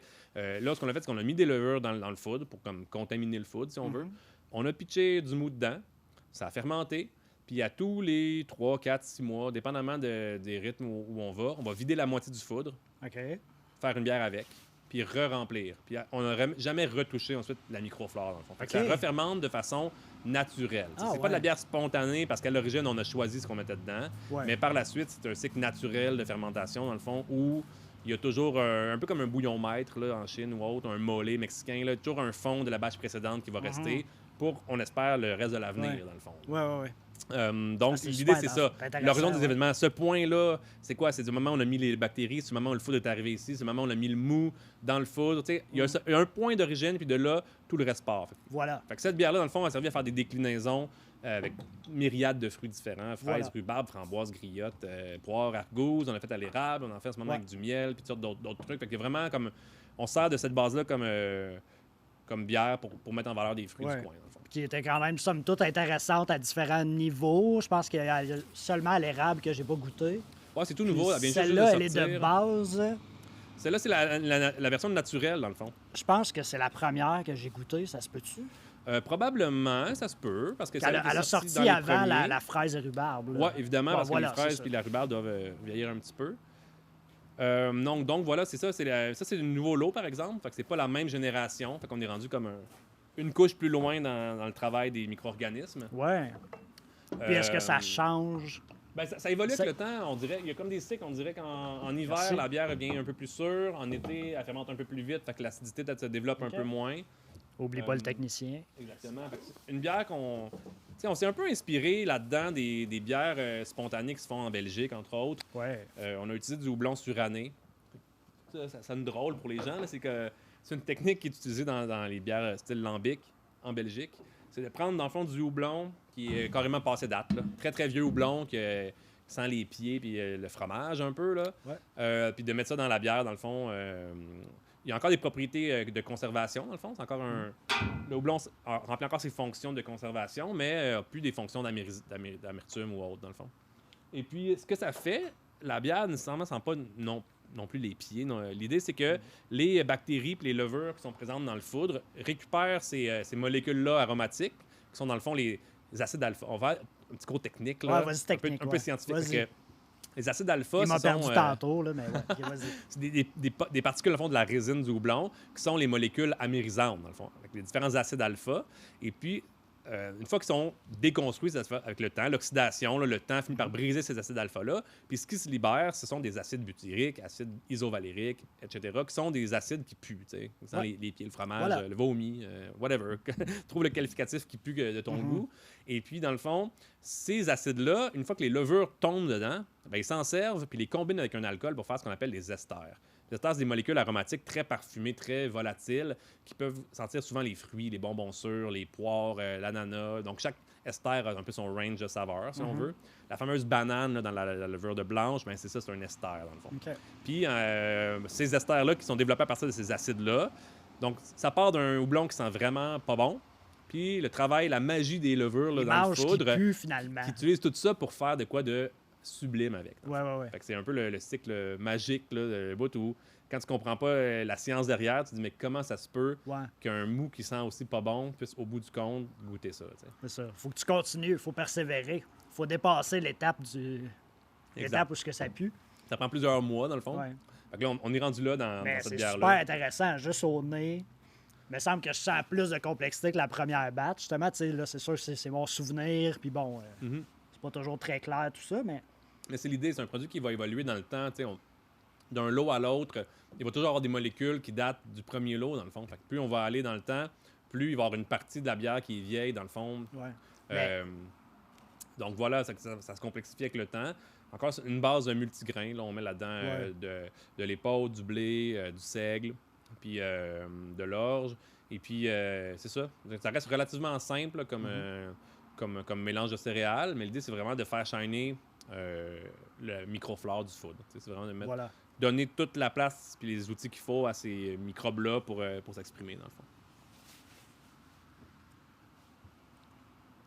Écoute, les gens qui me suivent, ils le savent. Ça, c'est mon créneau. J'adore ces bières-là, mais je sais pas, écoute. On dirait que je suis gêné parce que là, j'ai le brasseur en avant, tu sais.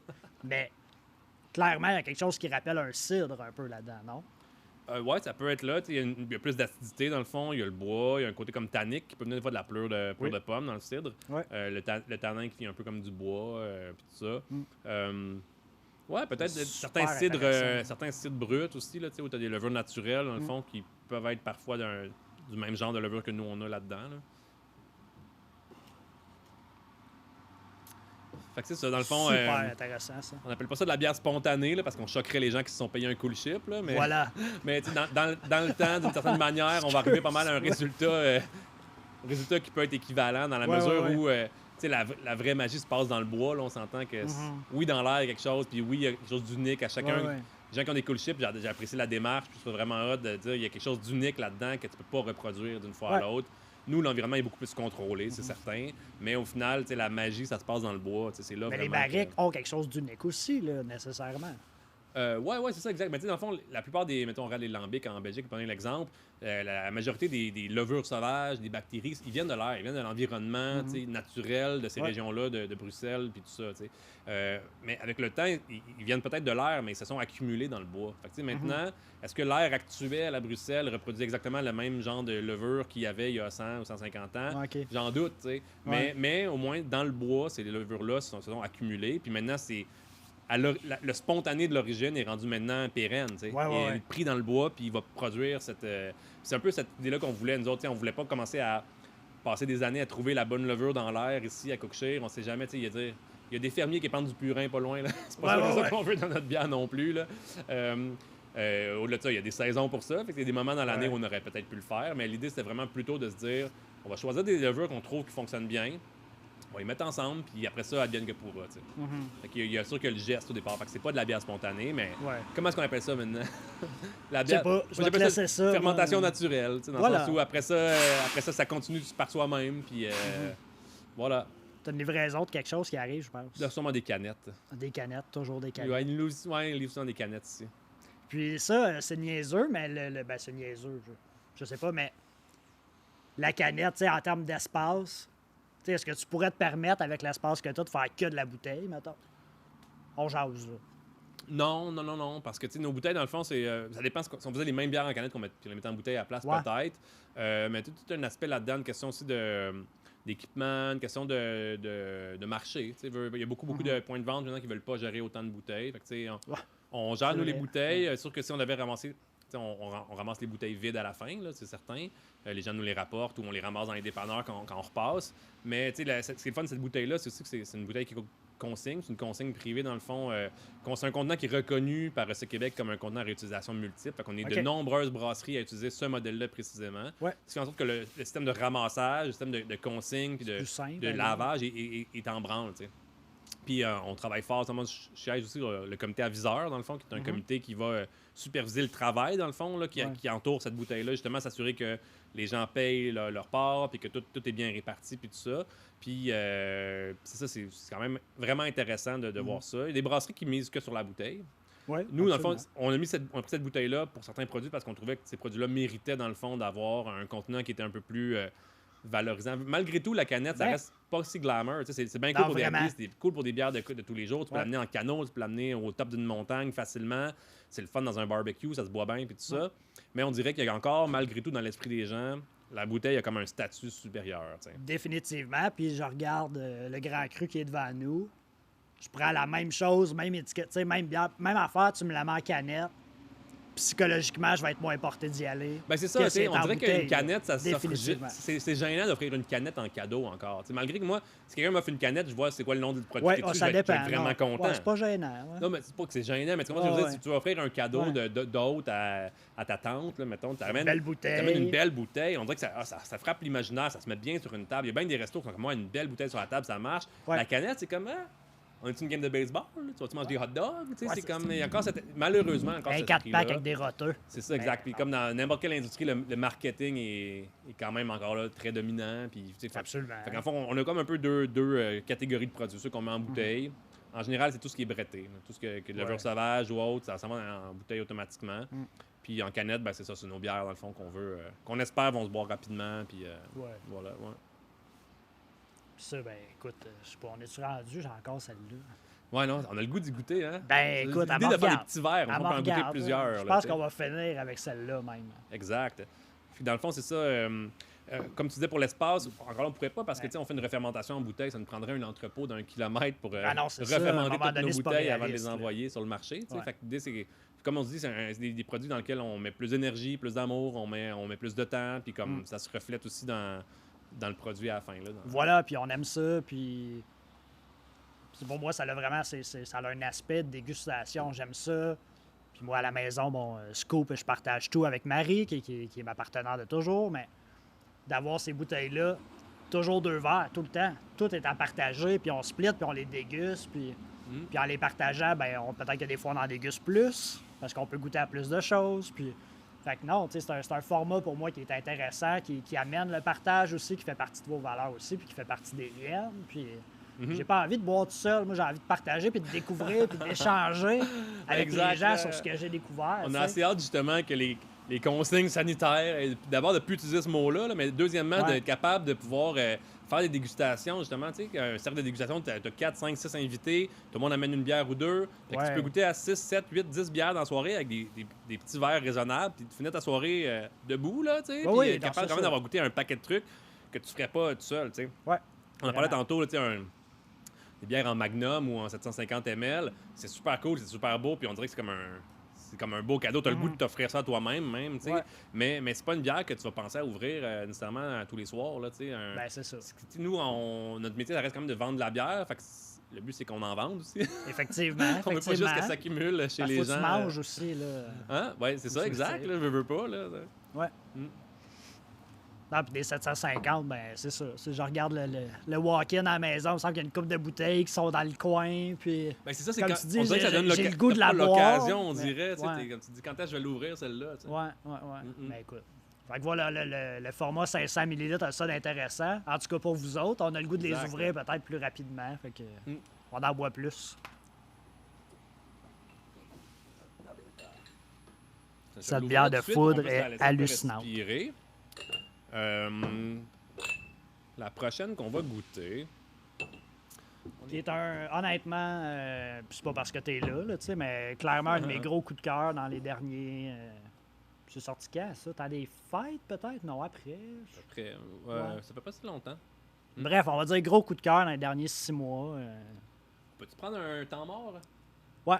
Fait que, on est de retour, on a pris une petite pause parce que voilà, on a des besoins à assouvir. Donc on est de retour. On s'en allait déguster la prochaine bouteille.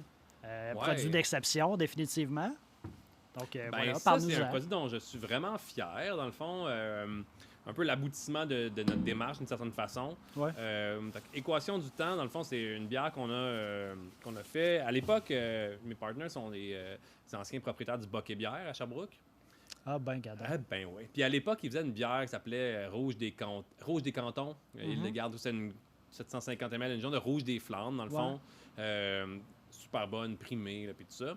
Puis quand ils m'ont un peu convaincu de m'emmener dans le coin, ils m'ont dit « Hey, on a le goût de rebrasser ce genre de bière-là. » mais en grande quantité. On veut comme vraiment faire ça en grand. Puis moi, ça m'a vraiment... C'était un des bons arguments pour me convaincre de m'en venir. J'adorais cette bière-là. Fait que je suis revenu, mais là, en checkant un peu les recettes, en checkant un peu comment c'était fait, la plupart des rouges des Flandres se basent sur des ingrédients belges, pour arriver à leur fin. Puis moi, j'ai choisi de dire, regarde, on va faire la même démarche. Essayons de faire une bière 100% locale. On ne pourra pas appeler ça une rouge des Flandres. D'un, on n'est pas en Flandre. Là. Puis de deux, dans le fond, c'est pas tout à fait la même chose. Les ingrédients qu'on utilise ne ramènent pas tout à fait les mêmes ranges de saveurs, tout à fait, la même couleur ou tout ça. Donc voilà. Fait que l'équation du temps, dans le fond, tu vas être peut-être curieux d'apprendre ça. L'heure que tu lis sur ta montre, c'est pas nécessairement la même heure réelle, dans le fond, autour du soleil. OK. Il existe un range d'environ 16 minutes entre l'heure que nous, on lit sur une montre, dans le fond, puis l'heure atomique, si tu veux, l'heure solaire complète, à cause des oscillations. Tu sais, le soleil bouge, nous autres, on bouge. Tout shake un petit peu de même, puis ça peut être jusqu'à 16 minutes d'écart. Quand même. Puis il existe tout un range d'équations mathématiques très complexes pour arriver à calculer précisément quelle heure on est réellement autour du soleil, dans le fond. Ben là, je t'arrête. Donc là, en ce moment, on est peut-être dans le futur ou dans le passé. Non, c'est juste nos montres sont pas à l'heure, dans le fond. Ah, c'est ça, on est juste décalé. On est toujours dans le présent. Voilà. Ça, c'est OK. En tout cas, Parce que ça devient angoissant pour moi. Mais un peu comme la gravité, là, il y a des certitudes dans la vie. Là, pas mal certain que le présent, c'est le présent. T'es sûr? OK. Ben... T'as pas vu Time Cop, hein? Avec... Non, OK, laisse faire. On enchaîne. L'équation du temps, c'est une série de calculs mathématiques qui permet de calculer ça. Voilà. Nous, on dit, nous autres, tu sais, d'un baril à l'autre, d'une batch à l'autre, ça va varier. Il va y avoir des modulations, dans le fond, dans les saveurs de cette bière-là. Puis quand on la boit, on est comme, oh my God, quelle heure est-il? Fait que l'idée, c'est vraiment ça, c'est encore là, des concepts d'astrophysique qu'on veut mettre de l'avant. Nous, on est bien chum avec les gens de l'Astrolabe ici, au Mont-Mégantic. Et puis, dans le fond, ils nous arrivent toujours avec des concepts d'astrophysique faramineux. Là, puis nous, ça nous stimule vraiment beaucoup. Les étoiles, les planètes, tout ce qui se passe dans l'univers, ça nous intéresse beaucoup. Fait qu'on essaie de l'appliquer et de le vulgariser, si on veut, à travers des noms de bières. L'équation du temps, dans le fond, c'est une bière qu'on fait depuis un certain temps déjà. On a fait quelques lots en bouteille et en fût. Donc, c'est une rouge qui est vieillie en barrique de vin, dans le fond, des anciens barriques de Bordeaux qu'on utilise pour faire ce vieillissement-là.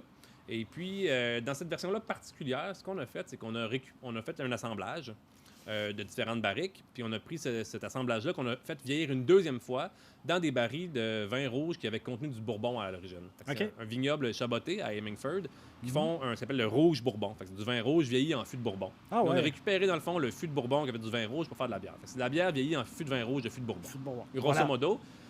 Puis pour amener un peu l'aspect vineux, c'est vraiment des saveurs qui rappellent le vin rouge puis tout ça. On a ajouté des griottes locales qui viennent d'à peu près quelques kilomètres ici à côté. Oui, ça, tu me disais ça tantôt. Puis du cassis qui vient carrément du coin de la rue. Là. Donc, génial. Monsieur Petit-Gros, juste à côté, il y avait du cassis. Il a dit, viens en cueillir comme tu veux. Merci, Monsieur Petit-Gros. Merci, exactement. Wow. Alors voilà, équation du temps grand cru. Fait que c'est une version, dans le fond, une déclinaison de notre équation du temps. Vous allez avoir une belle couleur rouge, brunâtre, avec des petits reflets un peu mauve dans le soleil à cause du cassis, justement, puis des griottes. Donc voilà, c'est une bière sûre, un côté tannique un peu aussi, là, du bois qui vient avec. Qui était bien présent, là, dans mon souvenir. C'est exactement. Puis quand je dis l'accomplissement de quelque chose, c'est qu'on arrive à finalement recréer un style, peut-être inspiré d'un style qui vient d'ailleurs, mais veut pas, les humains aussi viennent d'ailleurs. Hein. Le houblon n'est pas indigène au Québec, l'orge non plus, le bois de chêne, en tout cas, il n'en a plus tant que ça maintenant. Les barriques, voilà. Grosso modo, c'est l'aboutissement d'une démarche, l'aboutissement d'un périple, qui est celui de l'espèce humaine, si on veut. Voilà. Donc, j'exagère, mais voilà. Moi, c'est une des bières dont je suis le plus fier. Parce que c'est un goût qui, moi, me plaît. Des beaux petits reflets là-dedans. Hein? Et puis qui respecte, je pense, nos valeurs et notre promesse. Voilà. Alors, Fait que ça santé. fait un beau wrap-up finalement avec ce que vous êtes comme humain, comme entreprise, Ouais, comme brasseur, comme propriétaire. on essaye que tout ça soit conséquent aussi, tu sais. Ouais. De pas être un humain d'un bord puis un propriétaire de l'autre, mais vraiment respecter, Voilà, voilà. respecter qui on est dans l'ensemble de ce qu'on fait. Voilà. Puis c'est ça, on espère, tant mieux si ça se transmet à travers nos bières, puis les gens chez eux dans leur salon sont capables de goûter à ça puis de se dire waouh, j'ai goût d'être une bonne personne.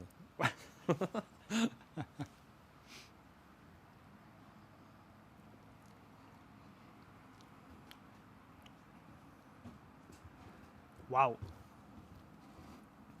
As-tu le goût d'être une bonne personne? J'essaie. Je fais des efforts au quotidien pour être une meilleure personne. Là, je me gratte pas parce que je mens, mais parce que ça me pique. Mais oui, voilà. Écoute, celle-là, ça a été embouteillé quand?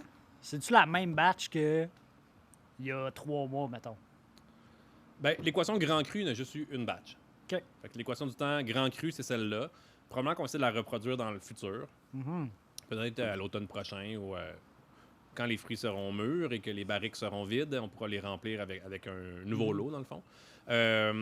Donc, c'est une genre de bière qu'on va probablement produire en très petits lots, une fois par année, une fois par 2 ans, quand on est capable de la sortir puis que ça fit dans notre horaire. Encore là, c'est pas des bières... Mais est-ce qu'on veut que ce soit disponible à l'année? Pas T'sais, nécessairement. Oui, mais non. Non, t'sais, pas c'est ça. nécessairement. C'est comme un cadeau de Noël. Si t'en as un tous les Ouais. jours, c'est plus spécial. Voilà. Il faut que chaque chose ait sa place. Puis, tu sais, si au quotidien, tu as goût de boire la bière 11 comté, ben on a une douzaine et plus de Voilà. bières en canette qui sont Voilà. disponibles pas mal à l'année. Puis ces bières-là, dans le fond, qui prennent plus de temps, qui coûtent plus cher, puis qui ont beaucoup plus de... qui ont peut-être un moment plus précis pour les boire. Chacun trouvera son moment à lui, mais...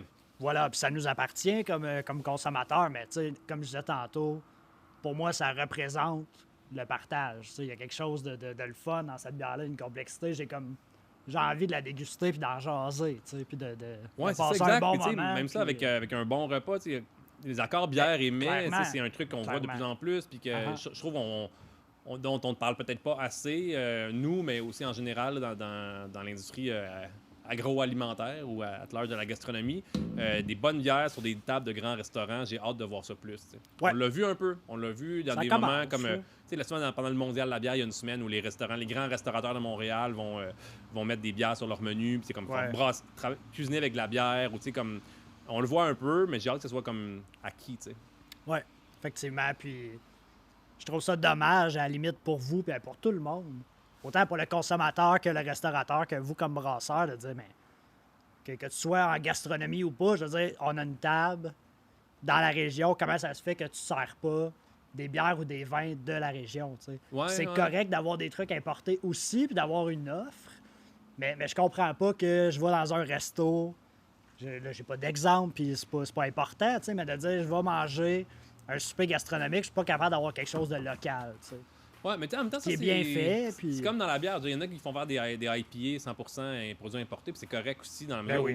où Oui, oui. c'est le marché qui est de même. Puis il y a un range de saveurs que nous, on n'aura pas avec nos ingrédients québécois. Puis c'est très correct. Puis tu sais, la démarche de chaque restaurateur ou de chaque brasseur est unique, puis c'est correct de respecter ça aussi. Moi, ce qui me choque le plus, c'est quand tu vas dans un grand restaurant, puis que la carte des vins va de genre 50 à 150 pièces. Puis que, en termes de bière, tout ce que tu as, c'est de la blonde plate de conglomérat mondial, dans le fond. Ouais. Tu sais. Demain, tu te dis, écoute, là, tu me vends du caviar, puis je sais pas quoi d'autre, puis des produits raffinés. Tu peux me nommer le nom de ton producteur de champignons, puis tu peux me nommer le sommelier, tu sais, le vigneron, puis comme... Ouais.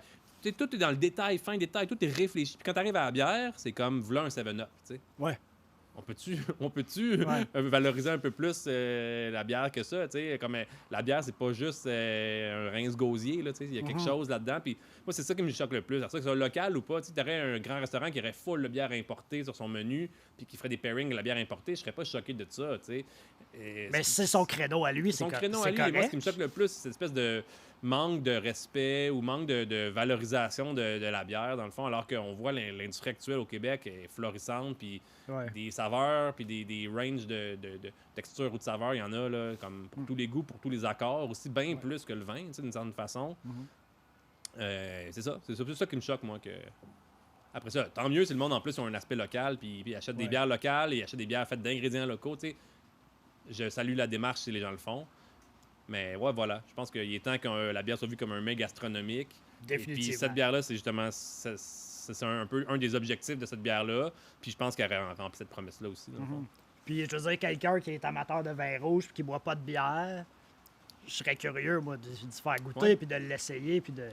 Encore là, c'est que ça crée une autre ouverture, c'est un autre créneau, c'est correct, tu sais. Puis il y en a pour tout le monde, mais définitivement, pour revenir à cette bière-là, ben, je pense que oui, il y a quelque chose, il y a de quoi être fier, tu sais. Puis c'est un bel accomplissement par sa complexité, par le travail que vous avez mis dedans. Puis, comme je te disais tantôt, c'était un gros coup de cœur pour moi. Puis, voilà, je ne l'avais pas revisité, tu sais. Puis c'est le fun de Ah, se moi, rappeler ces moments-là aussi. C'est ça, exact. puis, Tu sais, quand je bois cette bière-là, ça me rappelle tout ce qui vient avec. D'aller cueillir moi-même le cassis, me faire piquer par les abeilles. Ouais. J'étais allé avec ma stagiaire à l'époque, on est allé cueillir des fruits. Puis tu sais, c'est comme plein de souvenirs. Je veux pas aussi les bières, les saveurs. Ça ramène des souvenirs, ça ramène des. Fait que, Ouais. tu sais, c'est le fun quand une bière, tu l'ouvres, tu la goûtes. C'est pas juste comme je peux nommer des fruits que ça goûte ou je peux nommer les saveurs, mais ça te ramène dans des émotions, tu sais, Ouais. des souvenirs. Puis c'est comme. C'est ça qui est le plus magique, moi, je trouve, dans la bière. Là, tu sais. ben, puis je pense, absolument, 100% d'accord. Puis je pense que, tu sais, quand je regarde les tablettes, tu sais, puis on essaie de faire des choix dans toute l'offre qu'il y a disponible, puis... Mais souvent, je vais me souvenir bien plus de l'émotion, entre guillemets, ou de la satisfaction que j'ai ressentie que du profil aromatique, tu sais.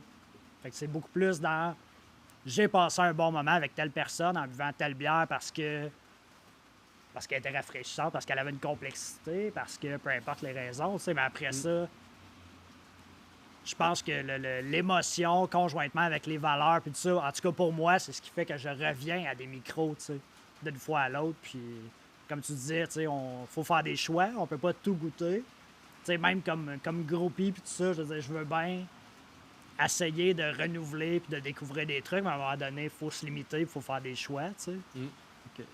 Disons qu'il y a des choix plus gênants que d'autres, mettons, là, tu sais. Fait que, voilà. Fait qu'il faut rendre à César ce qui est à César, qu'ils disent. Donc, voilà. Ça fait combien de temps qu'on tourne, Mathieu? Ben, écoute, je pense que on va terminer ça là-dessus. Vraiment, merci de m'avoir donné une chance de pouvoir venir rencontrer le brasseur puis l'entreprise puis tout ça. Donc, c'était la première édition du podcast. Ça va être la dernière, je ne pense pas. Reste à voir. Ben non, écoute, tu sais, ça va être qui le deuxième partenaire à suivre. J'ai plein d'idées en tête. J'ai plein de gens que j'ai le goût de rencontrer, des entreprises à vous faire découvrir. Donc, voilà. Puis, nécessairement, on est ouvert aux commentaires. En tout cas, moi, je le suis. Fait que s'il y a des sujets que vous voulez approfondir, s'il y a des micros que vous voulez découvrir ou peu importe, bref, allez rajouter ça en commentaire. Puis sinon, un gros merci à Mathieu, un gros merci à Émilie, On se comptait, puis toute votre gang, en fait, parce que tout le monde y met du sien là-dedans. Puis voilà, merci à Mediaspec, merci à Mathieu qui a fait de la technique aujourd'hui. Merci à la pluie qui nous rajoute un petit peu d'ambiance pour la fin. Donc voilà, merci, santé. Santé, Cheers, merci les à toi, groupies. belle Merci, rencontre. Mathieu.